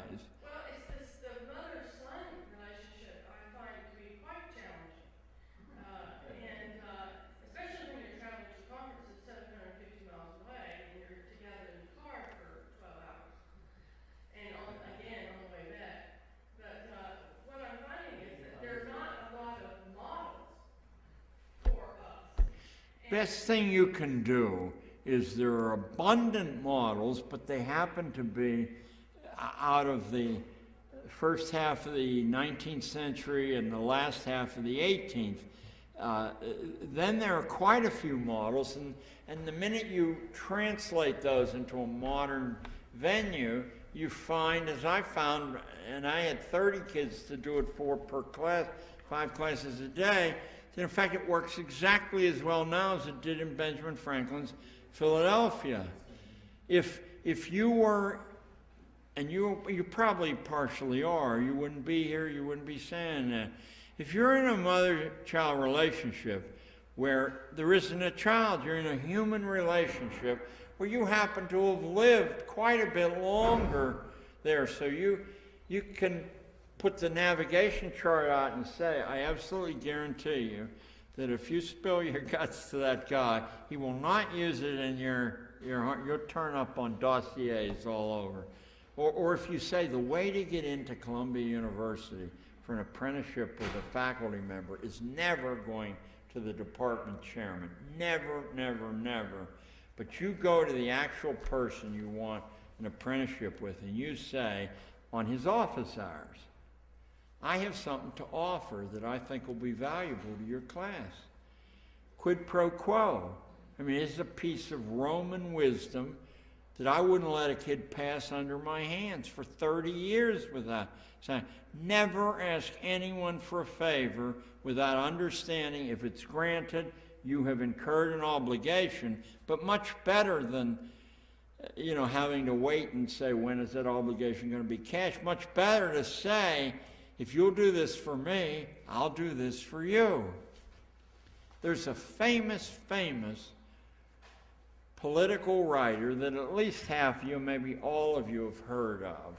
He started out writing the book about the Kennedy assassination called Inquest, which went up the bestseller lists. He was a dropout, a flunk out from Cornell, not a dropout. He flunked out of Cornell. He was my roommate there. Flunks out of Cornell, becomes obsessed with the Kennedy assassination, goes back to a professor that he had been tight with, who happened to be a famous person, Andrew Hacker, and he said, I want to study the workings of the Warren Commission, how it was put together and how it does its deliberations. And Hacker said, now I'm putting words in his mouth, but if I can write the introduction to that book, which is essentially saying I wrote the book, I'll get you a foundation grant to do that. Got him the foundation grant. Ed Epstein's his name, goes to Dallas, Texas, and a year and a half later, he not only has a best-selling book called Inquest, in which he says the Warren Commission was put together to stifle investigation of the assassination. That's what he said. And then but he doesn't do it like some ranter. He does it like some legalist. He says, here is how evidence had to be. He says, for example, there's clear evidence there were 4 shots, not 3. There's a piece of sidewalk with a bullet gouge in it. That was taken away and it never appeared as evidence. Because with 4 shots, with 3 you can bend over backwards and make this weird connection that some guy can do it with a defective bolt action rifle. The rifle can't fire straight. If you go to the Warren Commission actual testimony, you'll find that the FBI, with its sharpshooters, was unable to duplicate the 3 shots. They couldn't pump the rifle fast enough, even though that's all they do is live with guns, 1. And 2, the rifle doesn't fire straight. It's a cheap guy. It's a Carcano carbine made for the Italian army when the Italians were too smart to actually fight in the Second World War. So I'm just showing you how a career is put together out of imagination by a college flunk out. So now all the rest of the mob who turns out and throws bricks are writing there's a conspiracy. Ed said, of course it's a conspiracy. He said, but there's no future in making that the center of the book. You attack the proceedings of the Warren Commission. So now he gets a full tuition scholarship to Harvard, and Cornell gives him his BA without ever showing up for another. So now he's got the BA, a big fat grant, and now he's at Harvard, but he doesn't want to waste his time at Harvard anymore, and he wanted to waste his time at Cornell. So he ties his star to a guy you've all heard of, my old mind, a huge name in American economics and popular economics too, one bestseller after another. Well, it's close to Samuelson. It's not Samuelson, but you say Samuelson in the back. I was associated with Harvard for years and years, and his books were big bestsellers there. But this guy wants to make a movie in Europe, and he can't get the flunkies he needs. He can get all the high-powered help, but he needs somebody, to run around and butter sandwiches or whatever else. Ed said the whole trick in rising swiftly is to volunteer. Are there any kids in here? For every shit job that's out there that no one else wants to do. You volunteer for those jobs and you make yourself indispensable. At that point, if they're going to get rid of you, you got to find someone else or they'll have to do the job themselves. So he says he does all these jobs together, and on the strength of that, somebody else gets him a fat grant to be an apprentice in the NBC newsroom for a year, ostensibly to do an academic paper on how a big-time newsroom runs. The book comes out, and it's a bestseller too.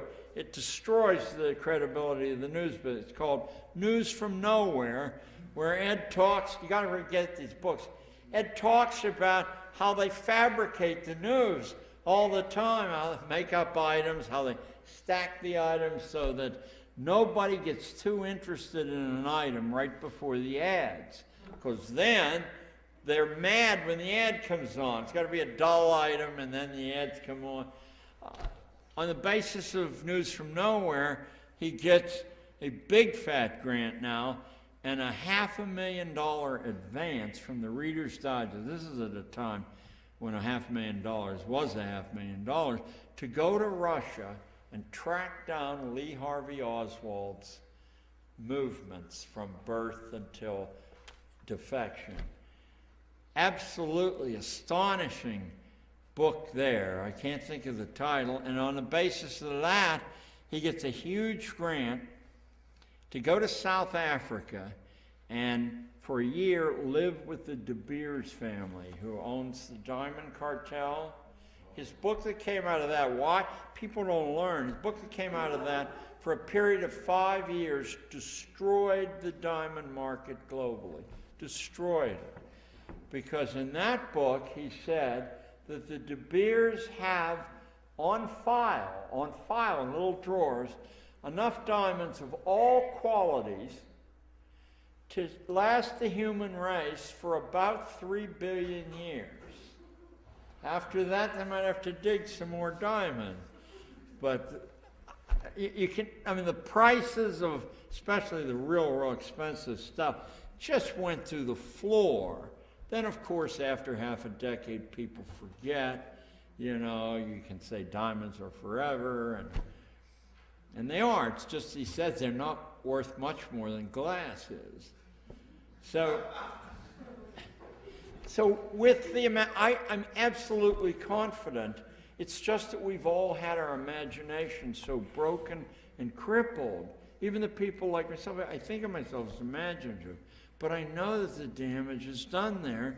And when I see kids crack into the Defense Department computers, which happens many more times than you know, and I know that a 12 or a 13-year-old boy is able to defeat the best thinking of the best computer sciences at MIT and Caltech and the U.S. Army, then I know that I have been sold a bill of goods and you have been sold a bill of goods, and that I better get out of the way and see just how far and how fast they can run. That we could create overnight a new economy that would be much more humane and productive and worthwhile. I don't have the slightest doubt that we'll be allowed to do that. I'm a little bit dubious there. A little bit louder. I'm just wondering how you see these collapses playing out. Oh, they're playing out right now. And you're not my age. You're probably about 20 years younger than me. They're playing out in today's newspapers. The dominant American corporation, the dominant global corporation, the first one to net $1 billion profit a year while I was going to high school, was General Motors. General Motors is bankrupt. It's being kept afloat by huge subsidies. The pensions will not be there for the General Motors people who put in 30 and 40 years, and that includes most of the executive class. It's junk stock or junk bonds there.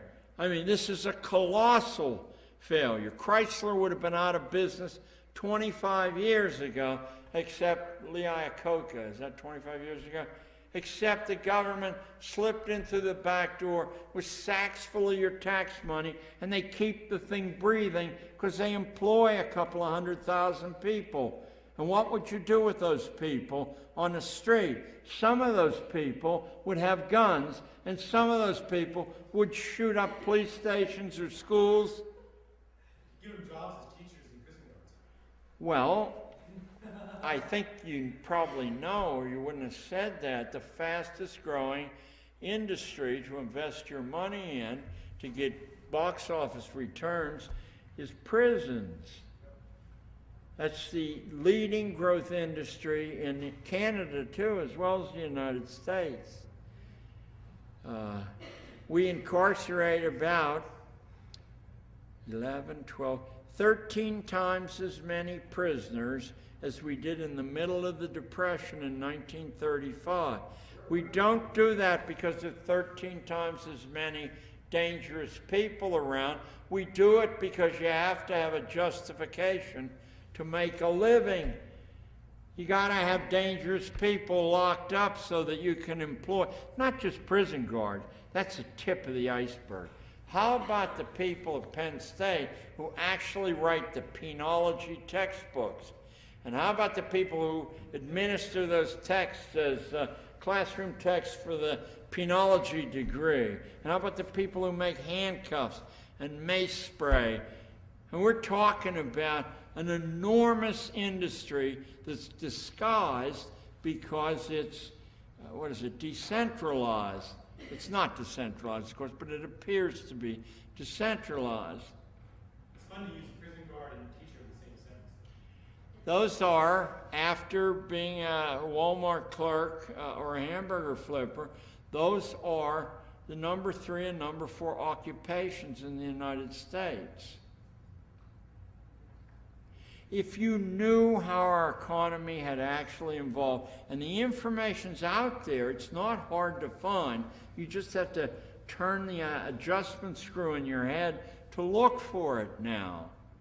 What about the lotteries, the education lotteries that a lot of states are going for? You mean gambling and then the money goes...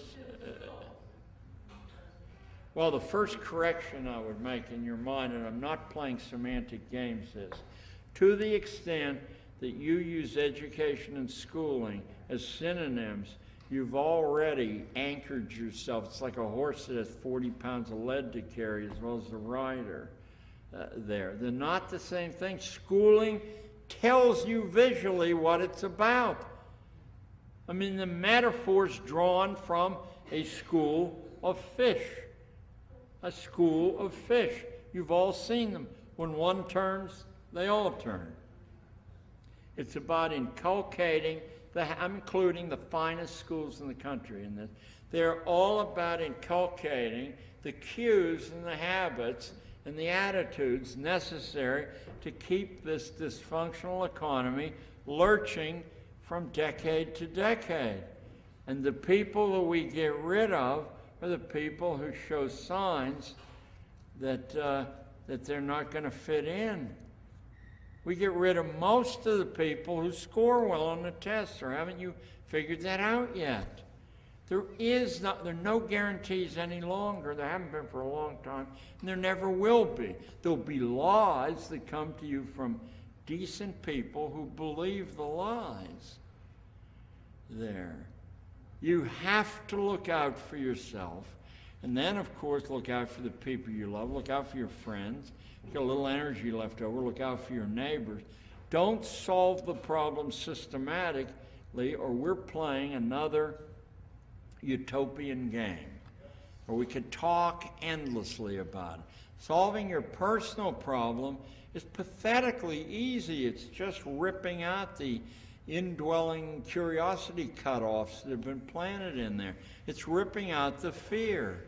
There's nothing to be worried about. When I stepped out of a classroom where I was being paid $25 a day for teaching junior high school, and on a whim, not on a driven calling, on a whim, I glued together little bright pieces of plastic and sat out on the street and sold them as rings. Basically, you just have an excuse to do that and watch people, because I couldn't afford outdoor cafes there. The first day I did that, I made $175. But the second day I did it, because I watched the ones that were buying, I came back with more of the kind they were buying, I made $250. I may have paid tax on that, but perhaps I didn't. It certainly was a better income than $25 a day being screamed at and asked about my funny accent, which is Pittsburgh talking. You won't wear me out, and furthermore, don't feel bad if you have to go. I'll sit here as long as you have. Yeah. Schooling for a minute. You made a comment about how children fail, and then you made a very good comment that other criticisms of John Holt, which I seem to be very hard to find. When I do, I read That one's hard to find. No, it's hard to find criticism of John Holt. No, I'll give you a lot of criticism of John Holt. He hated family. Now, that's probably too strong, but he clearly had no sympathy for families. You know, and the people who call themselves Christian homeschoolers are onto it. But it's pretty clear he was a childless man himself. And almost everybody who speaks out on schooling, like Kozol, who's a valuable voice, he's a childless man. Almost everybody who writes about schooling are childless men.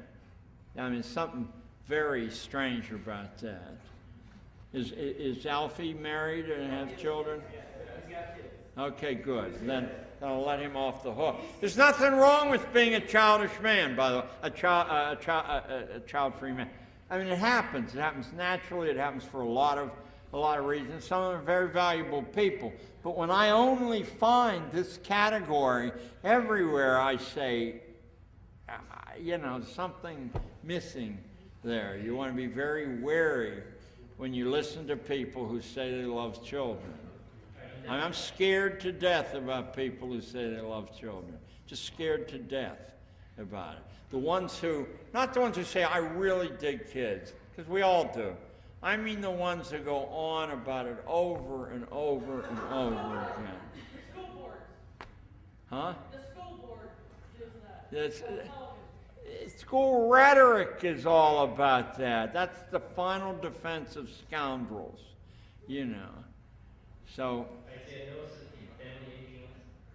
say again? No sympathy for families, anything else? You know, I'm having a great deal of difficulty actually hearing your words.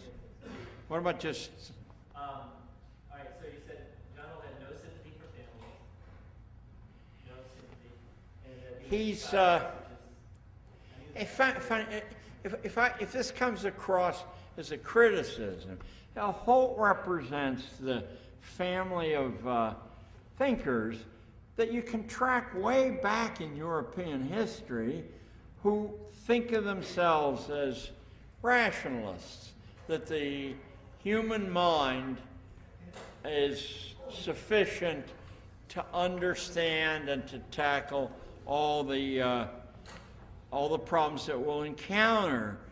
I've read heavily into those people. I am absolutely not one of them. I don't disrespect them, but they've done a hideous amount of damage to people. But they don't mean to, and often they do good. So everything is more complicated than it appears to be. Holt's a free thinker, a rationalist. There are any number of things in a good life that cannot be rationalized away, can't be explained away. You know, it's my choice to be inspired by a Jewish carpenter. What's his name? Yes, but it is my choice, and it's added amazing benefits to my life in every position. And yet, I understand that there are a whole lot of other ways to find some explanation for what's an otherwise stupid term of existence on earth. There's a lot of ways to do it. But I'll tell you this, if you tell your kids they are simply a piece of inanimate slurry that can be mathematically fitted and they're waiting around until entropy overrides the, you know, I think at that point, you've done them the maximum damage you can do. You know, because it's meaningless otherwise. And saying, well, you're going to fill your term of days with good sensations, that's meaningless too. Because everyone who has the third car in the garage or the third helping of crab cakes or the John, third... I have to quote Bertrand Russell for you here. Go ahead. But I want to tell you first that I'm the only faculty at Penn State without a PhD and not a master's degree. Just, you know, to make that clear before I quote Bertrand Russell. But he talked about this, you know, the idea that, you know, everything's just atoms and void, you know, and generic particles and impersonal forces, et cetera, et cetera. He said, this is undeniable.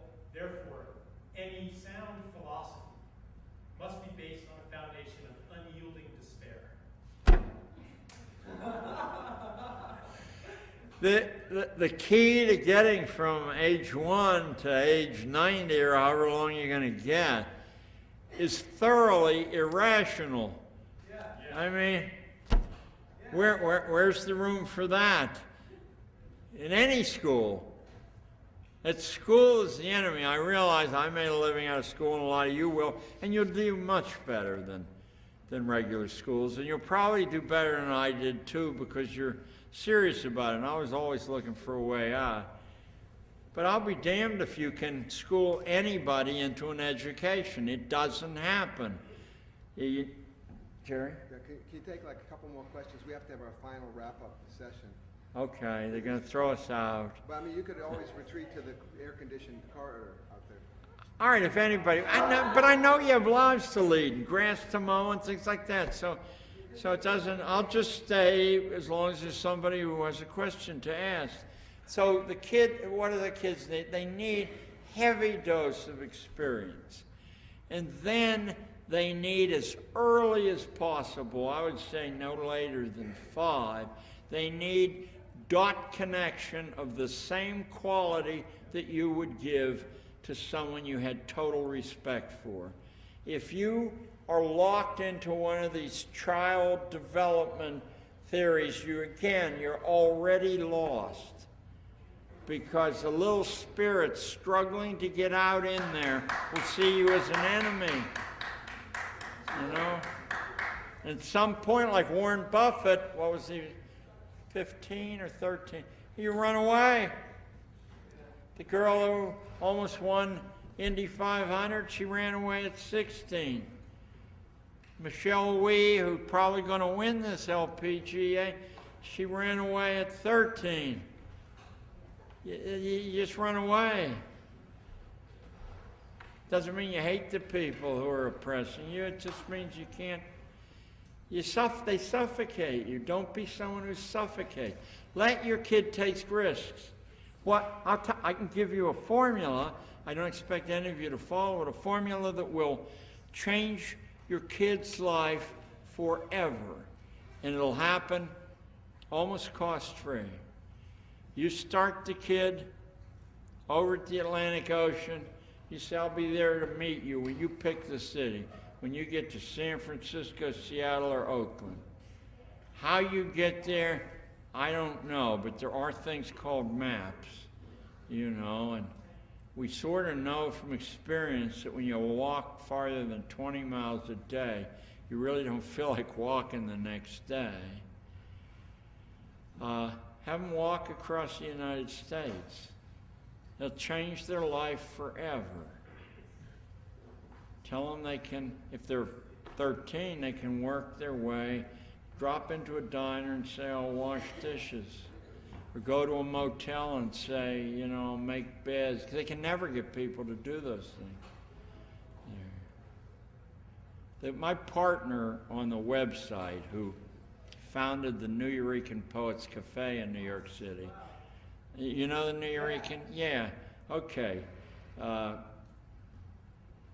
His parents both were dead when he graduated from high school. He had the $11,000, which he used to buy the floor in the building. But the first thing he did was take a bicycle and ride it across to California, then down the California coast, and then back on the south. He said to me, he said, what gave me the foundation for my life was that when the tire blew out, we didn't have patches in those days. You had to sew the tire. He said, so I spent about 9 nights sleeping in ditches beside the road, covered with mosquitoes, because there wasn't enough light to see the needle to sew the tire. He said, but when I got to the West Coast, he says, I feared nothing. I knew that I could do anything I wanted to do with my life. So I didn't finish. Oh, I did. I told you. He got, wealthy's the wrong word, but he made about $750,000, first teaching himself how to do plastering and plumbing, and then bidding for big contracting jobs, remodeling apartments and things where he could undercut everybody else. because he did everything himself, or he hired some, beer drinking friend to do it, and they could cut the construction costs in half. So right across from the Frick Museum on Fifth Avenue, there's one of these really imposing apartment buildings that every apartment's the whole floor through. So he made $300 grand, but he had no architecture, but he knew how to do all the things. He knew how to charge a fair price, wasn't afraid of work, knew how to talk to working class people and not put the nose in the air when he did it. Did 2 jobs, that was it. That's all the work he's ever done in his life, except as a teenager. He was a lifeguard at Jones Beach for a couple of days, and then he was too aggressive with the girls, and out he went, and should have been thrown out. What's going on with your movie? All right. We have for about 3 years had a notice up on the website that we would like to make a comprehensive documentary film. Think of 9/11, but also think of that Civil War film that went 12 years, that would bring anybody who sat through the whole thing up to speed on what they're actually dealing with. We got $50,000 from Fred Bay. He supports your undertakings, but he's not in the filmmaking business. That was, enough seed money to write the shooting script, which is over 500 pages long, to assemble a crew, to make a sample called a Cheeto-matic. We can get some idea. The film should be shot through and through with humor. Because the only way you survive a schooling intact is if you laugh at what's going on in there. And it's not hard to find humorous aspects of schooling. Will it resemble the little one you already did, or be quite different? It'll be quite different, but that one catches the irreverence that will be in it. But not the wise-ass talk. It's very important that people see that these important ideas that control their lives to their detriment are based on philosophies and very clear thinking. If you want a corporate economy, you must stop overproduction from happening. They wanted a corporate economy. Why? Because for the first time in human history, after the Civil War, there was an unlimited amount of free energy. They didn't have to wait for the wind. They didn't have to chop down trees and burn the wood, and then eventually there's no trees left to burn. They had an unlimited amount of energy in the form of coal, which the United States had and probably still has more than all the rest of the world put together, and latterly oil. What you were never taught in school is that there was a coal-burning airplane in 1898 that flew up and down the Potomac River every day, and thousands of people saw it. Well, Gatto, you must be making that up.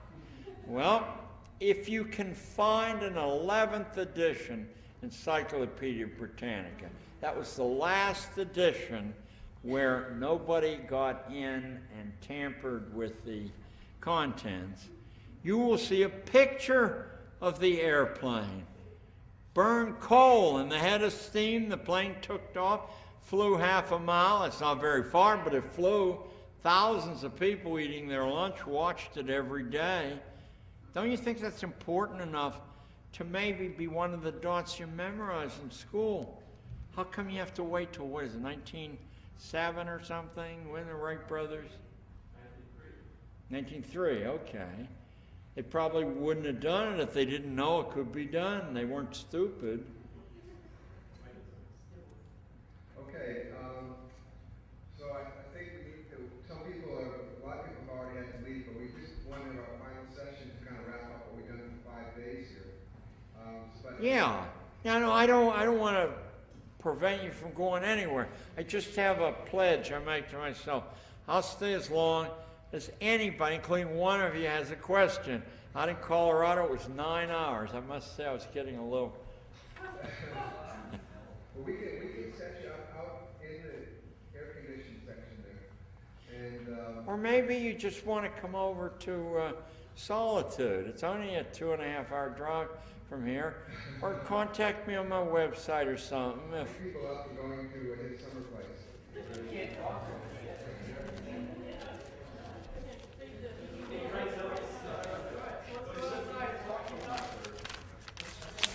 Let me take me a minute to pack up.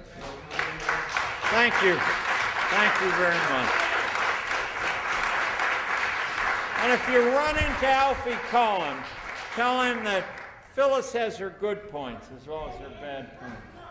Are you serious about the place in Spain? Because my son wants to go traveling. Oh man, I'm not even serious. You must.